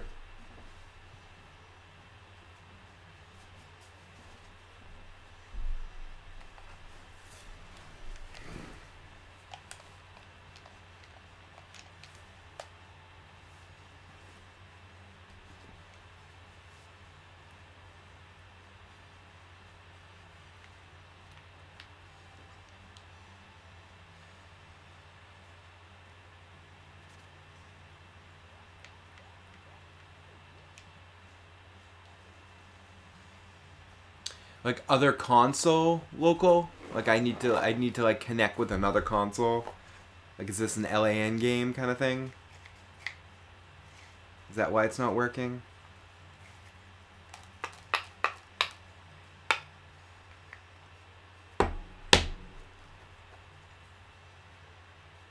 Because I got the two controllers.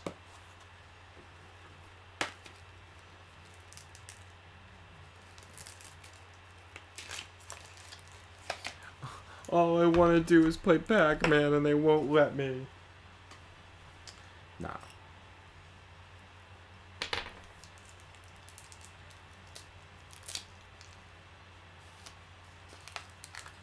It's not a very self-explanatory kind of game. I'm sorry if my crackling of my sandwich bread is going to be really loud right now. Okay, so it's one of those games that I would need someone else with with another Switch console in front of me to play this demo. So, what a very specific way to offer a demo. I know it kind of it's probably just to show off this ability, so I can kind of experiment with that, but still. The Ghoster... well, I guess that's cool. I know someone that has a Switch. Guess I could make them bring the Switch over. Having a eating sandwich food and drunk party on Saturday night. Stephanie's wanted to have a party all summer. And I'm like, we can't have a party. It's Game of Thrones season. I don't want people here on a Sunday. So we're having one, like, the first weekend that's not Game of Thrones. We're having a party, she's painting the fucking living room. A whole bunch of shit has to happen. I just think it's a weird way when you have a game like this that has so many modes. It's supposed to be like the ultimate Pac-Man game. And the one mode you choose to demo is the one mode you need someone else to do it. And demos are usually played when you're alone. So you need to, like, coordinate with a friend to download a demo. To try out one fucking board. It's fucking bullshit. Namco, as usual, you're fucking up. You're on my list.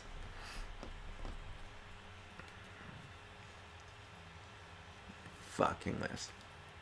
And I think Nintendo should be more gracious with the demos too.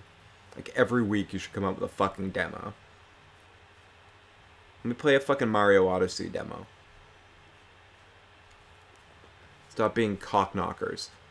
You're giving me nothing right now. And I know this time period is supposed to be the Splatoon Mario Kart time period. And if I wasn't so much of a dick, I'd be happy about that.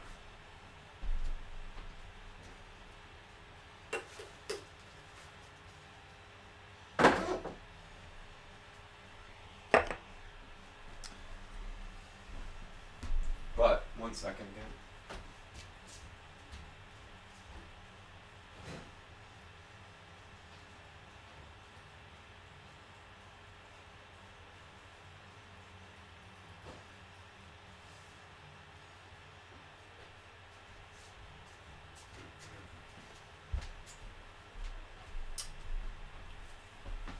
I feel like they should have planned it out to have one other single-player game in between Mario and Zelda, like a lesser title, a new Kid Icarus game or something like that.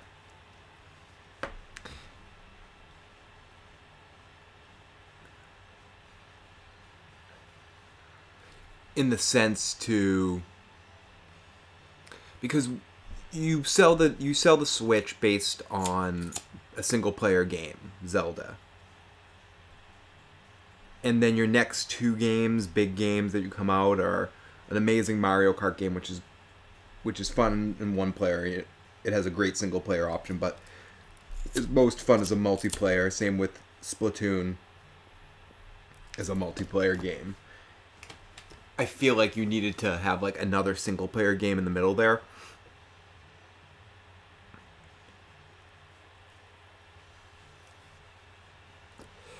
Kingdom Hearts series is an excellent series, and I think from what I've heard about Square and Nintendo have sort of patched things up, and you're probably going to see, you might see a Kingdom Hearts game, like even a unique Kingdom Hearts game on a Nintendo system.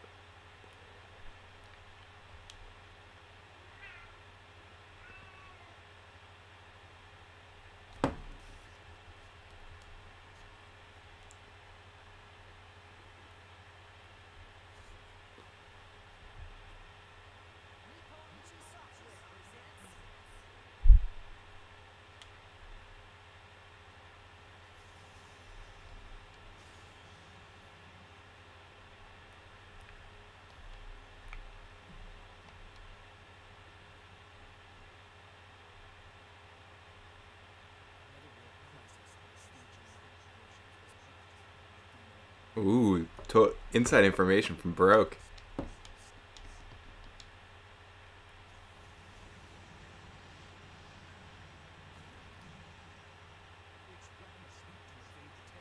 This looks Fire Emblem-ish.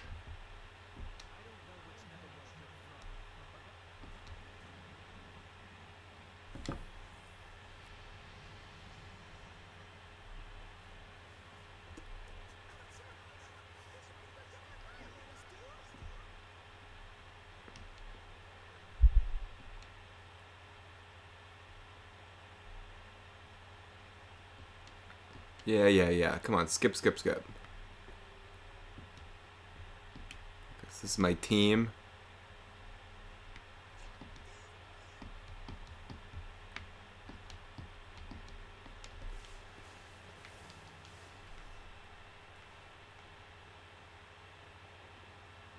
I have an analysis. Is it good? I might have turned it on, but haven't really played it yet.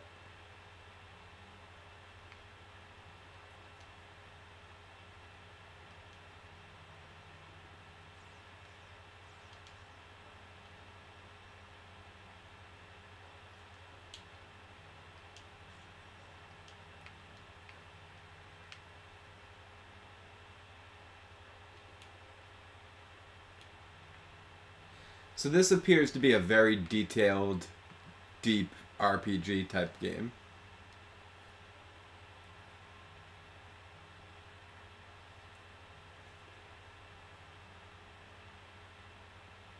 I know nothing about this.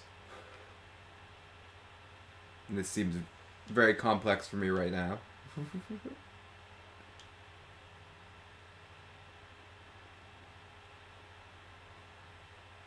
But yeah, this looks good. This looks very smooth, and this may seem trivial, but in overworld games like this, walking around,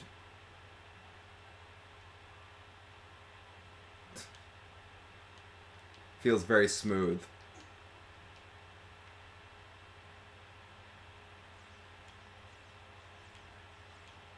I mean, I'm stuck right now, but...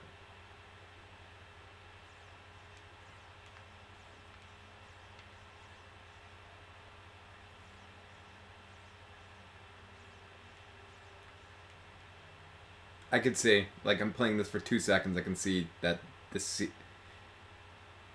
why people would love this game.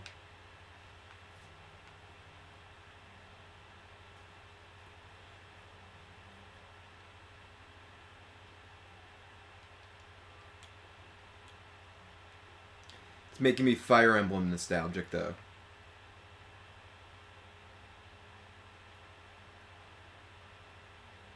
I want to get to a battle and see if it says Fire Emblem me as I'm hoping it's going to be.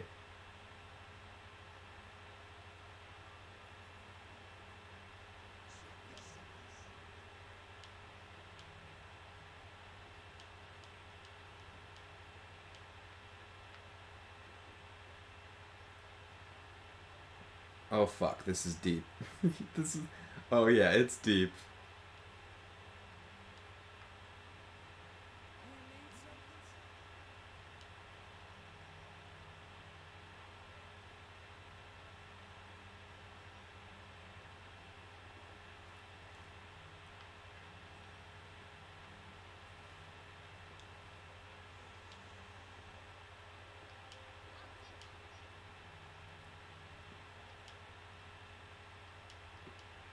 I'm ready to go. Let's fight.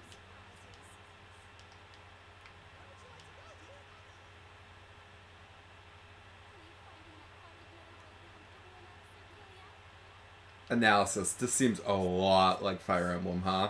Like almost copycat-y. I know people are going to hate me for this, because maybe this series came first, but like just the way the characters are set up, like looking across from each other. The overworld obviously doesn't feel Fire Emblem-y. You know, like, you don't really walk around that much in a Fire Emblem game, but the way the conversation trees are.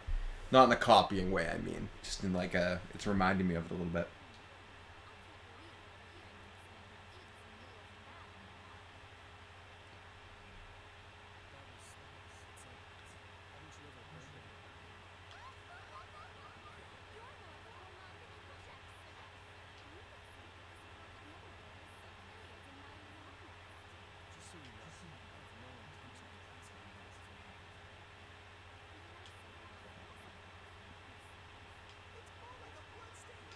The way the characters are coming in, the way this conversation's going, it's exactly... I just want to skip through it, too. It's funny. I like the sense of humor of the game, too.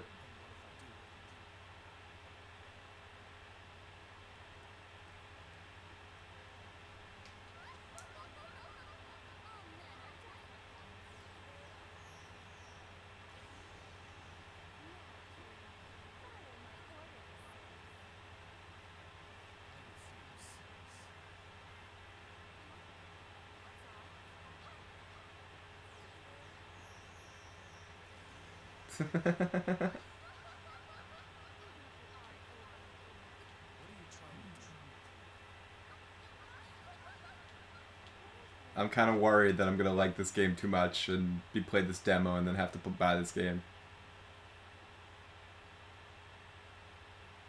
Cool. So Fire Emblem probably influenced most strategy RPGs. Oh, even... Okay, the way this is looking. A series that not a lot of people talk about that I got way into at a certain point in time was the Ark the Lad series. I don't know if anyone ever played those.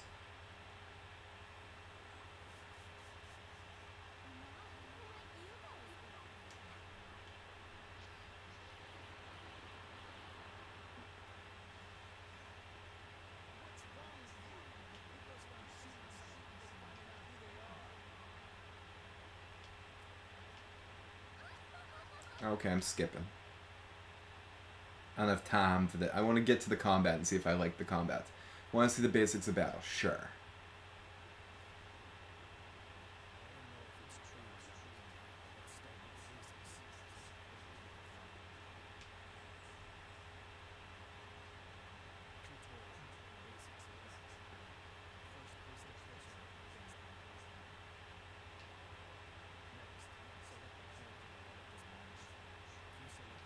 It's another one of those like strategy RPGs, a little bit more in the RPG, but a war between humans and these half-beast human creatures. It's an interesting series.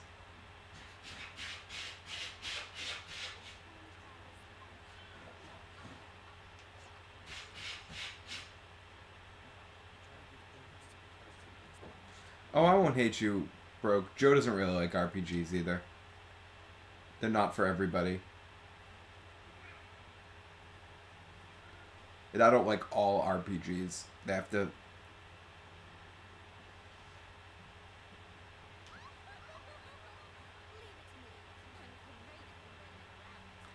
Yeah, the first Fire Emblem was for the Famicom. I don't think it ever actually came out in America.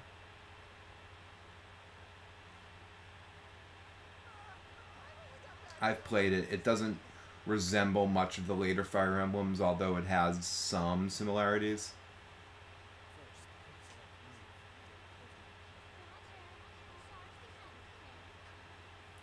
I think the first US one was for the Game Boy Advanced or something, maybe?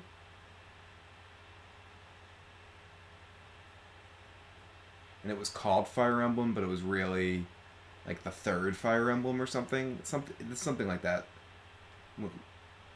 Oh yeah, analysis I think is gonna look. Give us a little Wikipedia hunting.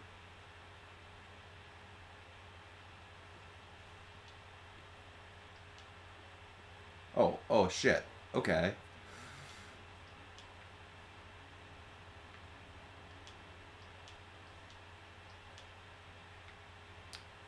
Yeah.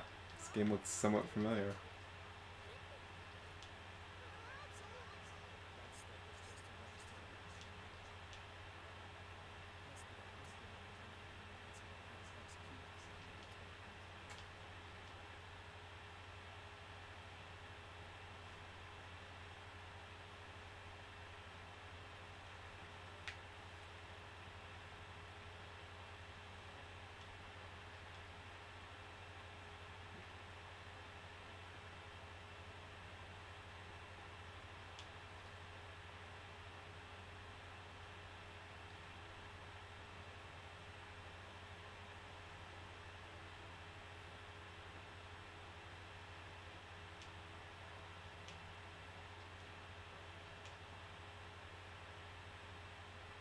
It's just a random penguin.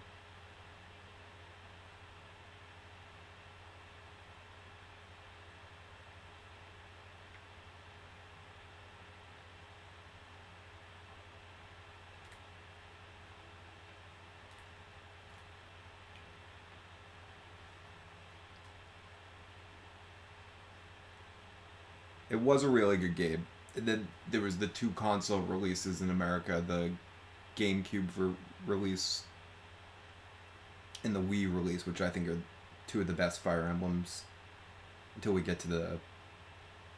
I think they just kept getting better and better. That's why I can't wait for the Wii U release. I mean, not the Wii U. The Switch release. I'm just expecting it to be so fucking amazing.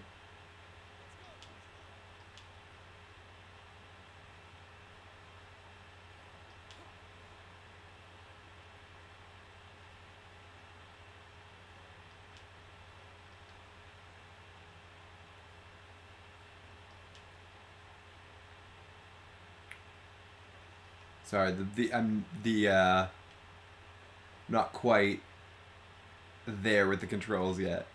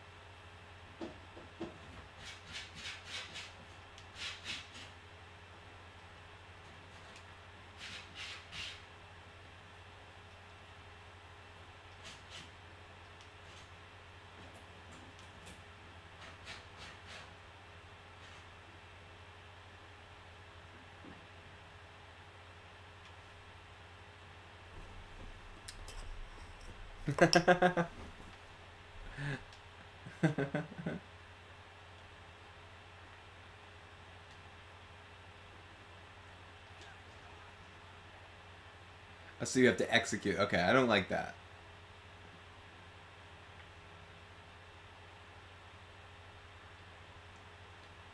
I wish you could...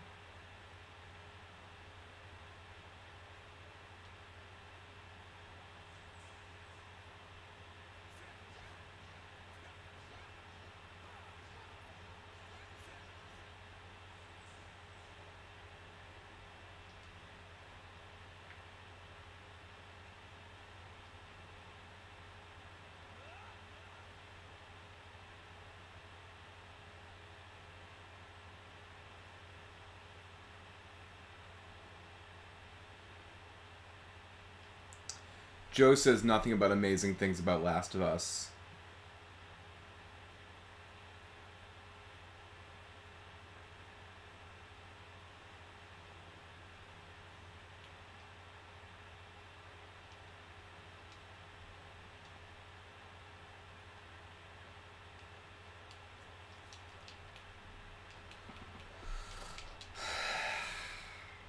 So that's this game. It's definitely looks like it's a deep RPG game. It's the 5th in the series, so as you guys were saying, probably a lot of people very loyal to this series. Having never really played it, the controls aren't second nature to me. It would probably take a week of playing it to get used to how everything plays. But meh.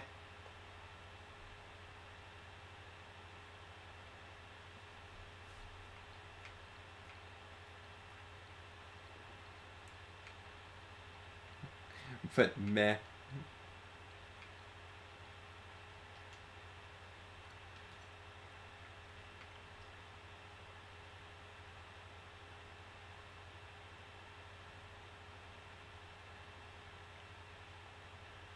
Yeah, we got a lot of good shows coming up soon. Or hopefully a lot of good shows coming up soon. The Vikings, Westworld eventually.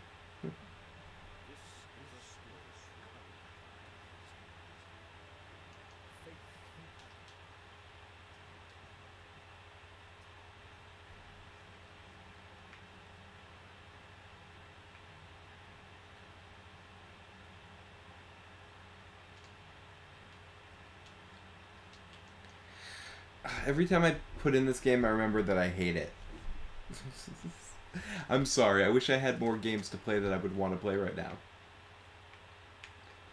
Like, I could just play Street Fighter again, but... Close things out with one more round of Street Fighter? Yeah, let's do that.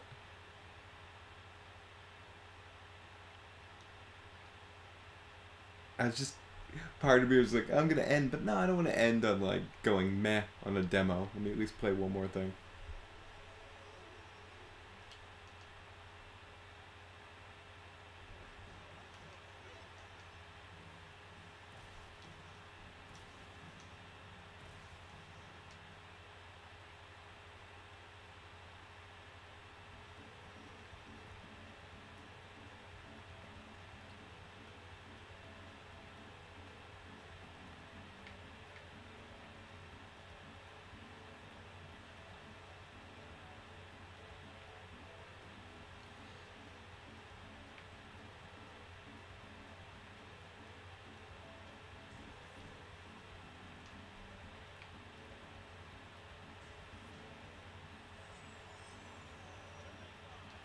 Sorry, Omen.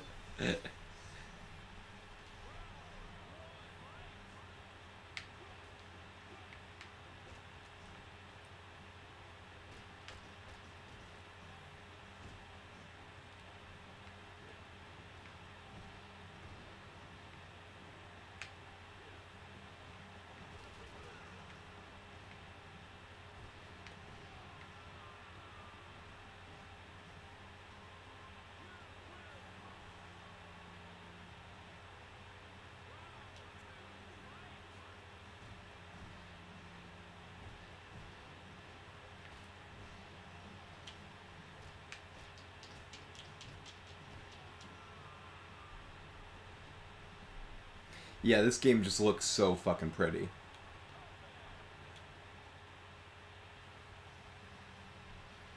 It should be. I feel disgusted. As I mentioned, this was on a gift certificate. Or gift card, whatever. I know I was having a game night, and I had a friend that was a huge Street Fighter fan. We needed another game to play besides Smash.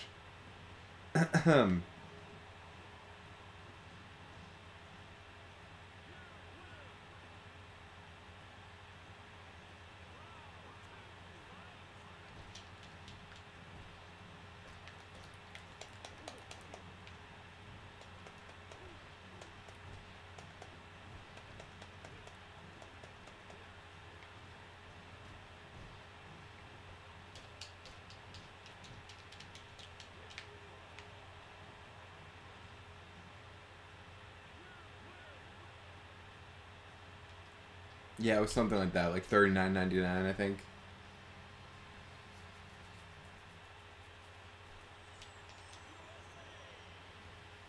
Okay, Van Damme, it's time to get fucked up.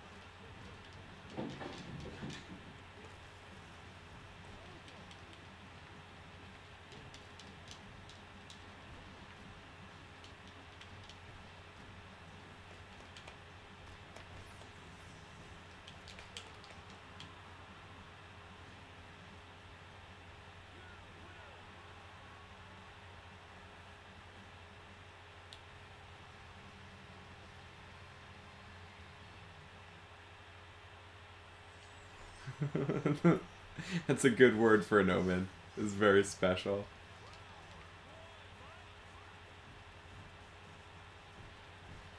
One of the worst movies of all time, but like I still enjoy it. I still will watch it when it's on.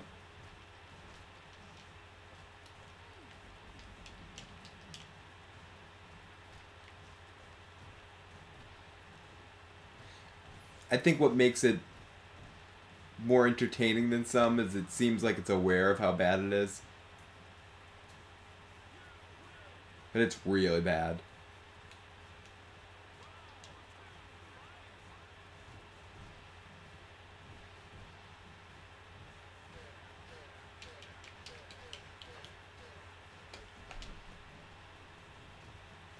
Especially how they treat like Ken and Ryu.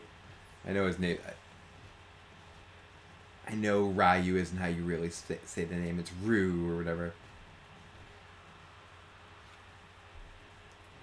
A lifetime of calling him Ryu. It's tough for me to get away from. Wow, Zangief looks fucking scary as fuck there. There's actually a couple of really good Street Fighter anime movies.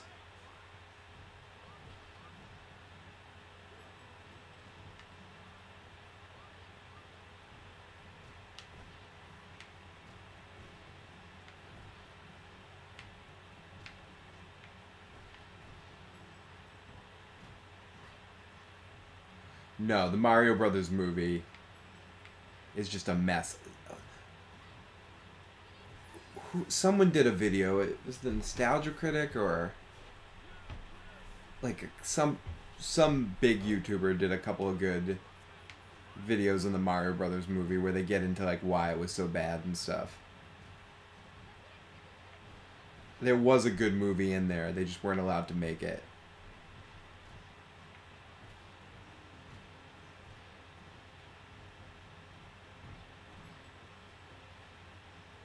But yeah, instead it's just a sad waste of talent That Mario Brothers movie. Yeah, one of the anime movies is really decent. They're dark. Like Bison is really evil in them. There's like one where like Vega like attacks and almost kills Chun-Li.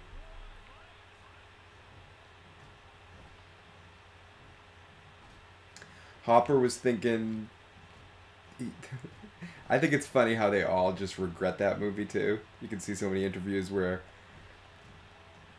they're like, I don't know what they were thinking. I think Hopper it had something to do with his kids. Like he wanted to be in a video, something his kids could watch.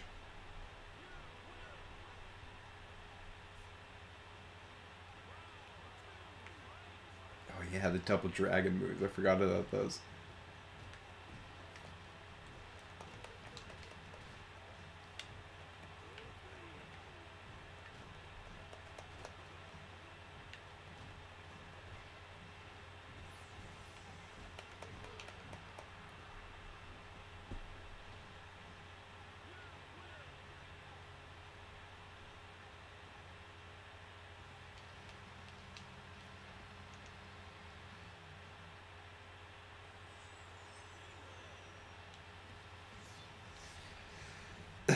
I think we were talking about this before. Cammy, the most popular of the second generation of the Street Fighter characters.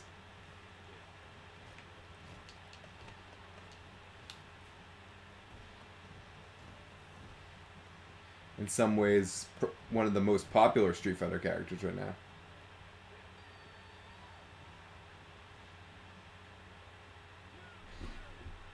I want to say Cammy's even in the movie. No, was it the second Mortal Kombat one that wasn't terrible?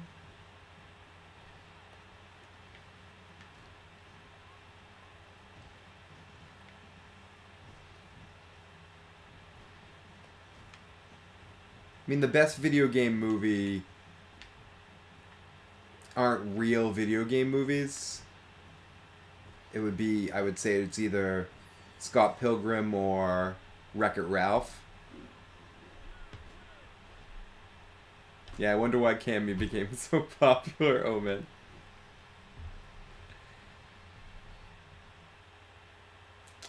To play as or just as a character?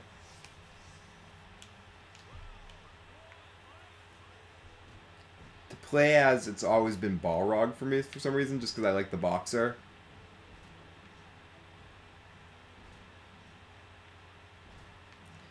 For story, Street Fighter 4 was awesome, and especially the Street Fighter 4, the one I played the most was the 3DS version, and all the characters had so many interesting stories. I'm trying to think who my favorite is. Yeah, I guess Scott Pilgrim wasn't really a video game. It was more of a comic, a graphic novel, manga sort of thing.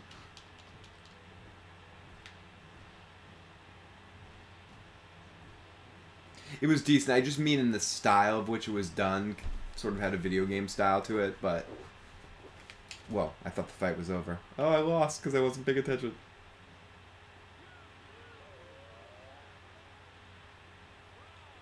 I like Wreck-It Ralph if you consider that a video game movie.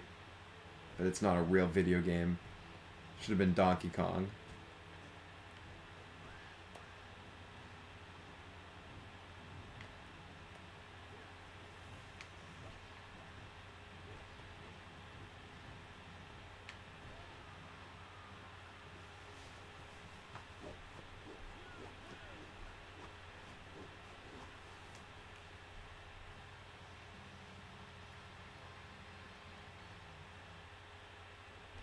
But as a video game, like movie based on a video game, what's the best one?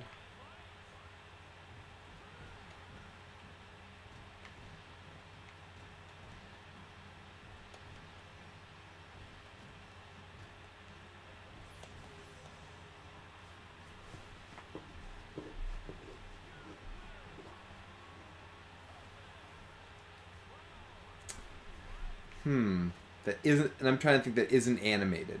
So I think animated kind of makes it a cheat. Like live action, video game movie. What's the best one? I'd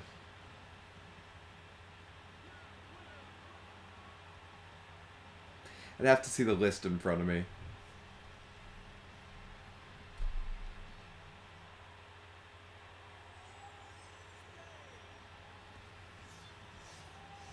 Like, I mean straight, like, not... This one wasn't bad, or this one wasn't horrible, like the Mortal Kombat movies. We said those. They can't be the best, right? Tomb Raider movies? Like I'm not a big... I haven't actually seen the Tomb Raider movies, but... Would they be the best?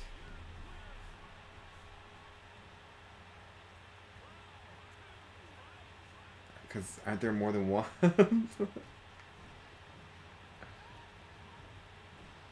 At least... But I don't know, they could be fucking horrible too. Like I said, I have not seen them.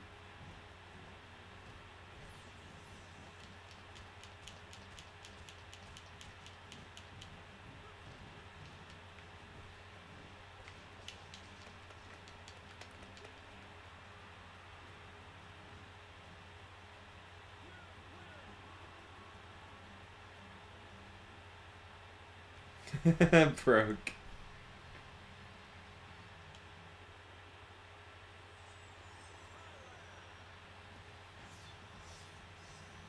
Tomb Raider movie sucked, okay.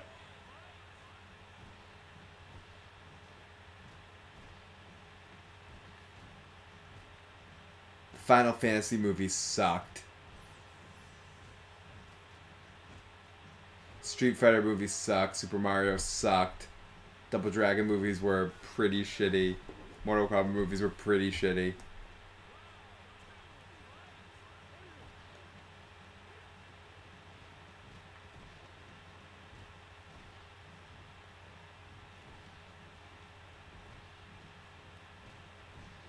There's gotta be one not terrible one, right? That we're not thinking about? There's gotta be one, right?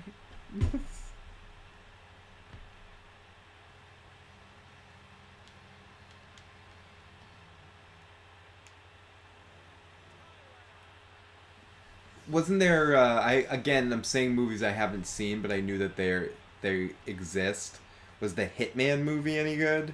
That video game Hitman. Didn't that come out a couple of years ago?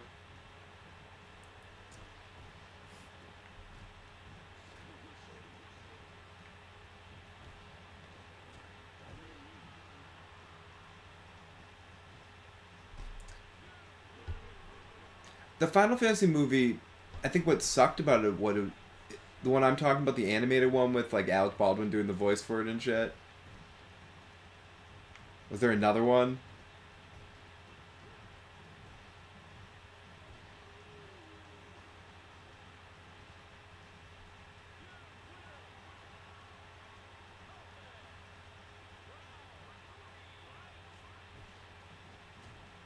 Hitman was hot ass, okay.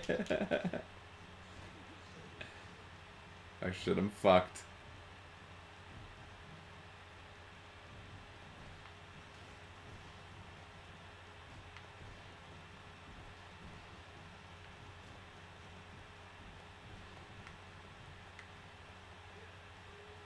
Eat it, Bison.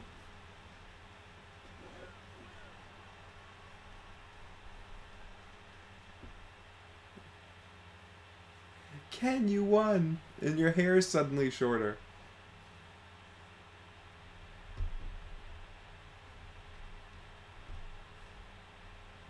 Was Resident Evil 1 pretty good? I love you and I think you're ready to move to the next stage in life. Good Ken. Aww.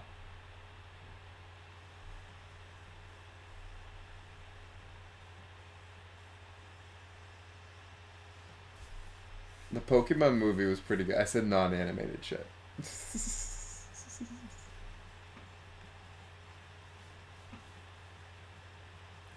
So that's my Street Fighter game of the night. And this also was Sonic. Sonic's a great game. Pick up Sonic. Do it.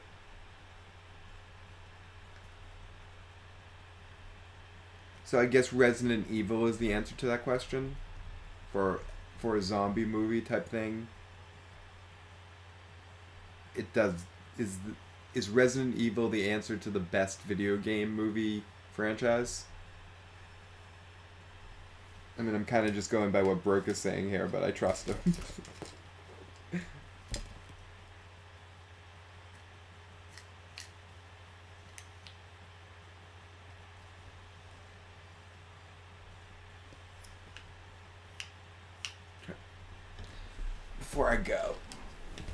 Before I go...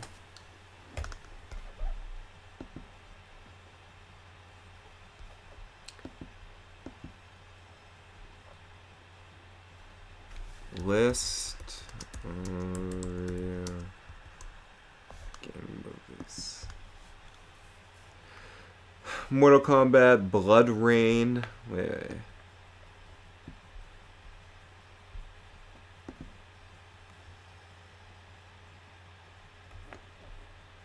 Okay.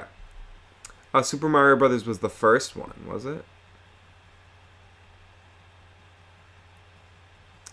We got Super Mario, then we got Double Dragon was the next one, then Street Fighter, then Mortal Kombat, Mortal Kombat Annihilation, Wing Commander. Wing Commander was a pretty good movie. No, it wasn't. It sucked. Lara Croft, Resident Evil, Lara Croft again, House of the Dead, Resident Evil Apocalypse, Alone in the Dark. Someone stop me if I say like a good movie. Doom, Blood Rain, Silent Hill, DOA, Dead or Alive. There's a movie for that.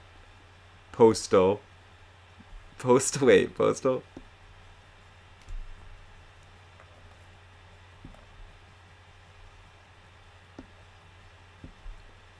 See, Resident Evil again. Hitman. In the Name of the King, a Dungeon Siege.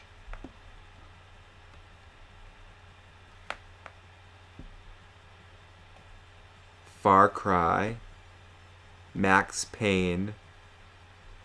Street Fighter: The Legend of Chun-Li. Prince of Persia. Tekken.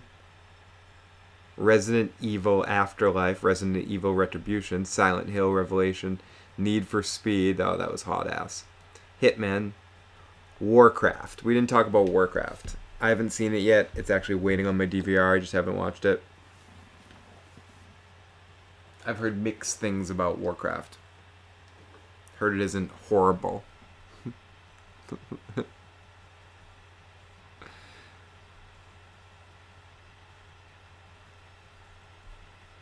The greatest compliment you can give a video game movie. Yeah, it's not horrible. But I heard the orcs out-act the humans. Warcraft is the hot ass it was promised. I know, there's something that keeps me from pressing play on it. We keep going past it when we're looking for a movie to watch. And Steph's like, do you want to watch Warcraft? I'm like, I don't know. I don't want to.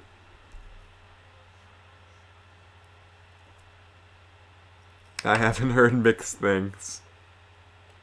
I've just heard it sucked.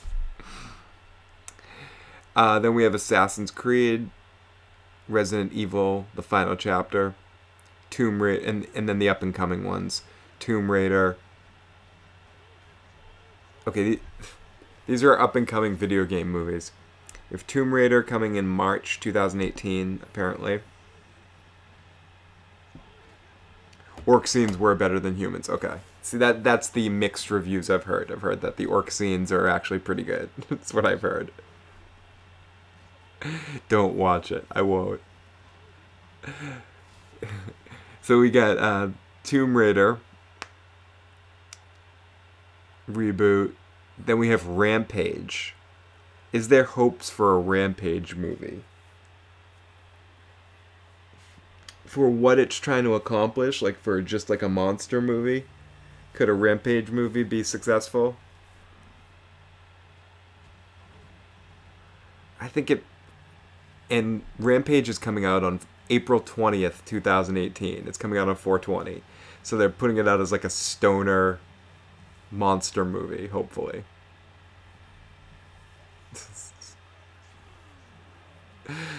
Nope, it's a trap. So the stoner monster movie should every year I've been doing a 4/20 show. First year was #1 stoner movies. This last year was like stoner music. Should for this coming 4/20 I go see Rampage on opening day and do a review to see if this could be the good video game movie. Yes, Broke. I was just to get to that. 2019, we have an untitled Sonic the Hedgehog film. It's for real. I will second Broke's assumption there. And also in 2019, a Minecraft movie. Probably a Lego style, Minecraft style movie. Rampage could be as successful as a King Kong movie. Monsters just climbing buildings, destroying it for 2 hours. I'd be hoping it would just be an hour and a half. Please don't make it 2 hours.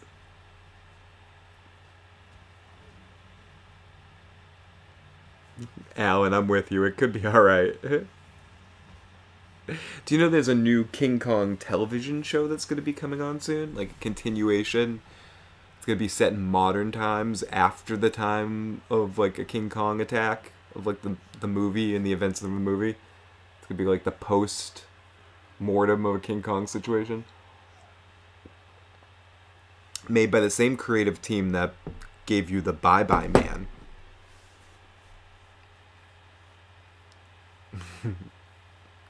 Well, the world's got so many hot garbage Sonic TV shows. What's a Sonic movie?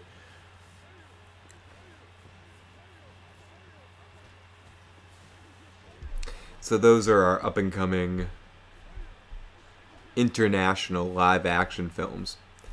Our live action animated films, we got Dragon's Lair movie, which could be really good.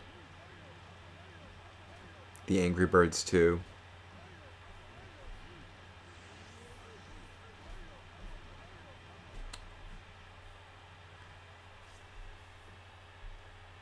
Japan's got a lot more. I'm sure there's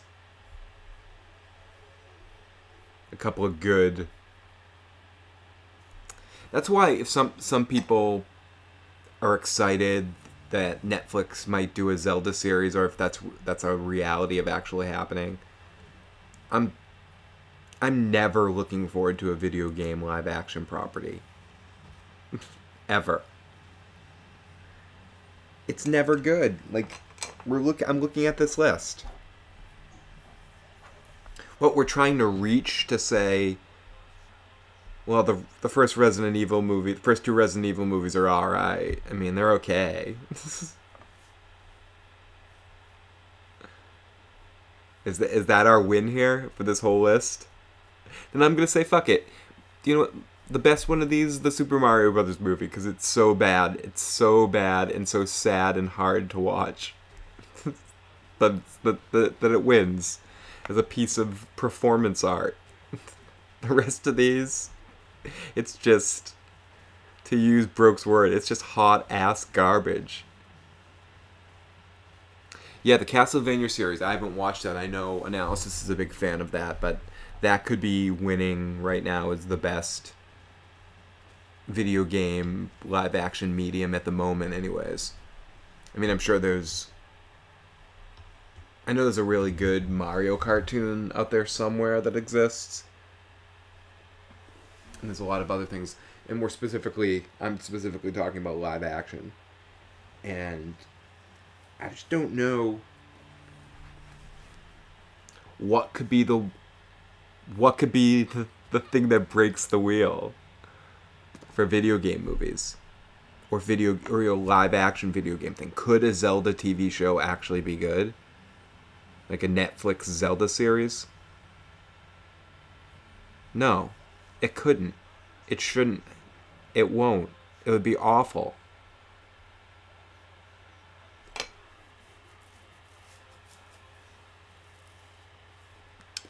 Like, okay, the one series I think could work for Nintendo if they did a live action thing, theoretically, would be Metroid.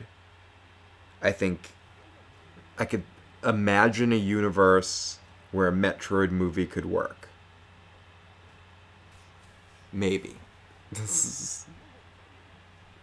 But it would be tough not to make it seem very copying some other types of things. I think it would.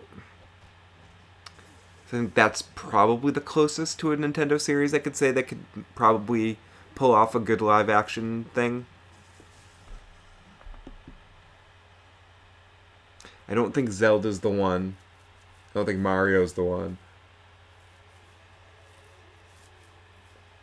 Don't think Kid Icarus is the one. But they hate Metroid. I think it's the only one that they could pull off a good movie for from Nintendo. I'm not going to go to other companies right now. Wait, does Batman count? Because the Arkham games? Like...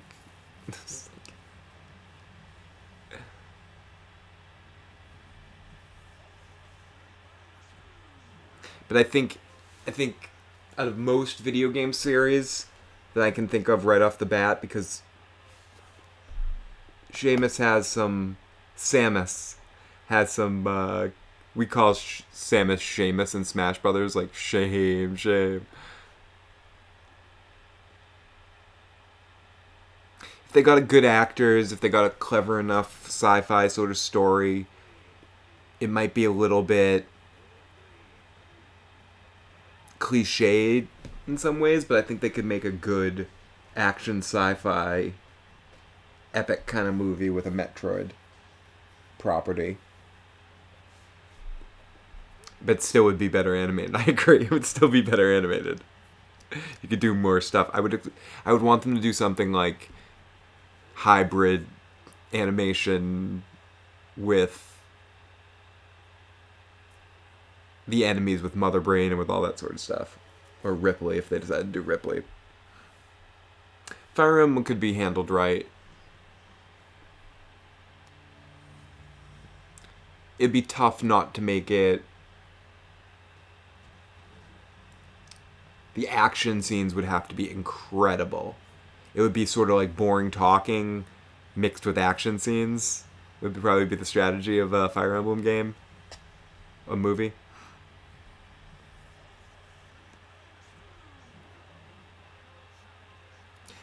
I think for animated, Kid Icarus could probably make a good thing, but like for live action, for like legitimately thinking, could there ever be a great video game live act? What do you call it? I'm like, no. It's just such a tough question that when you really think about it.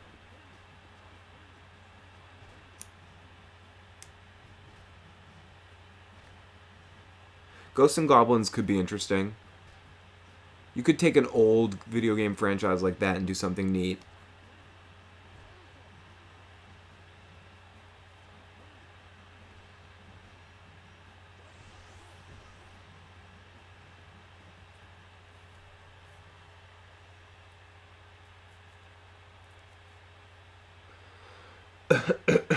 Excuse me.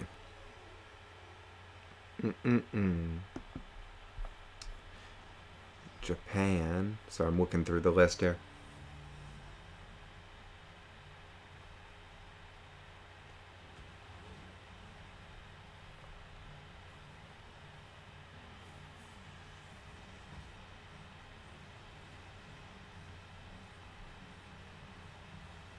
I mean, I also think you could do it in a funny way. In some cases. Like spoof a game in a movie and make it funny, but I was actually thinking about a Little Mac thing but thinking the same thing. It'd be a little bit too much like a Rocky movie.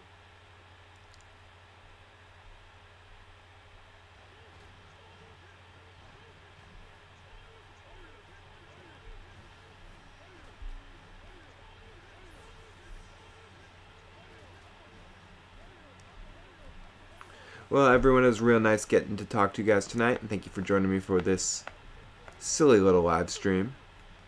I'll be back soon to do some more. You could definitely make a good Mass Effect game. You could have BioWare just design and, make a movie. I mean, part of what makes those games or that world so engaging is the choices you make within it. But I think there's enough lore built into that world that you could definitely make that into a movie. If they ever made a Knights of the Old Republic movie, that would be the answer.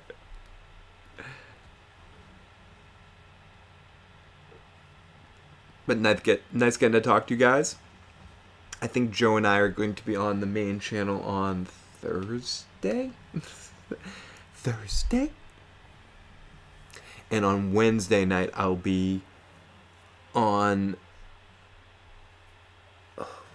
I'll share the link. I'll be on a channel talking some Game of Thrones. I'm getting silly.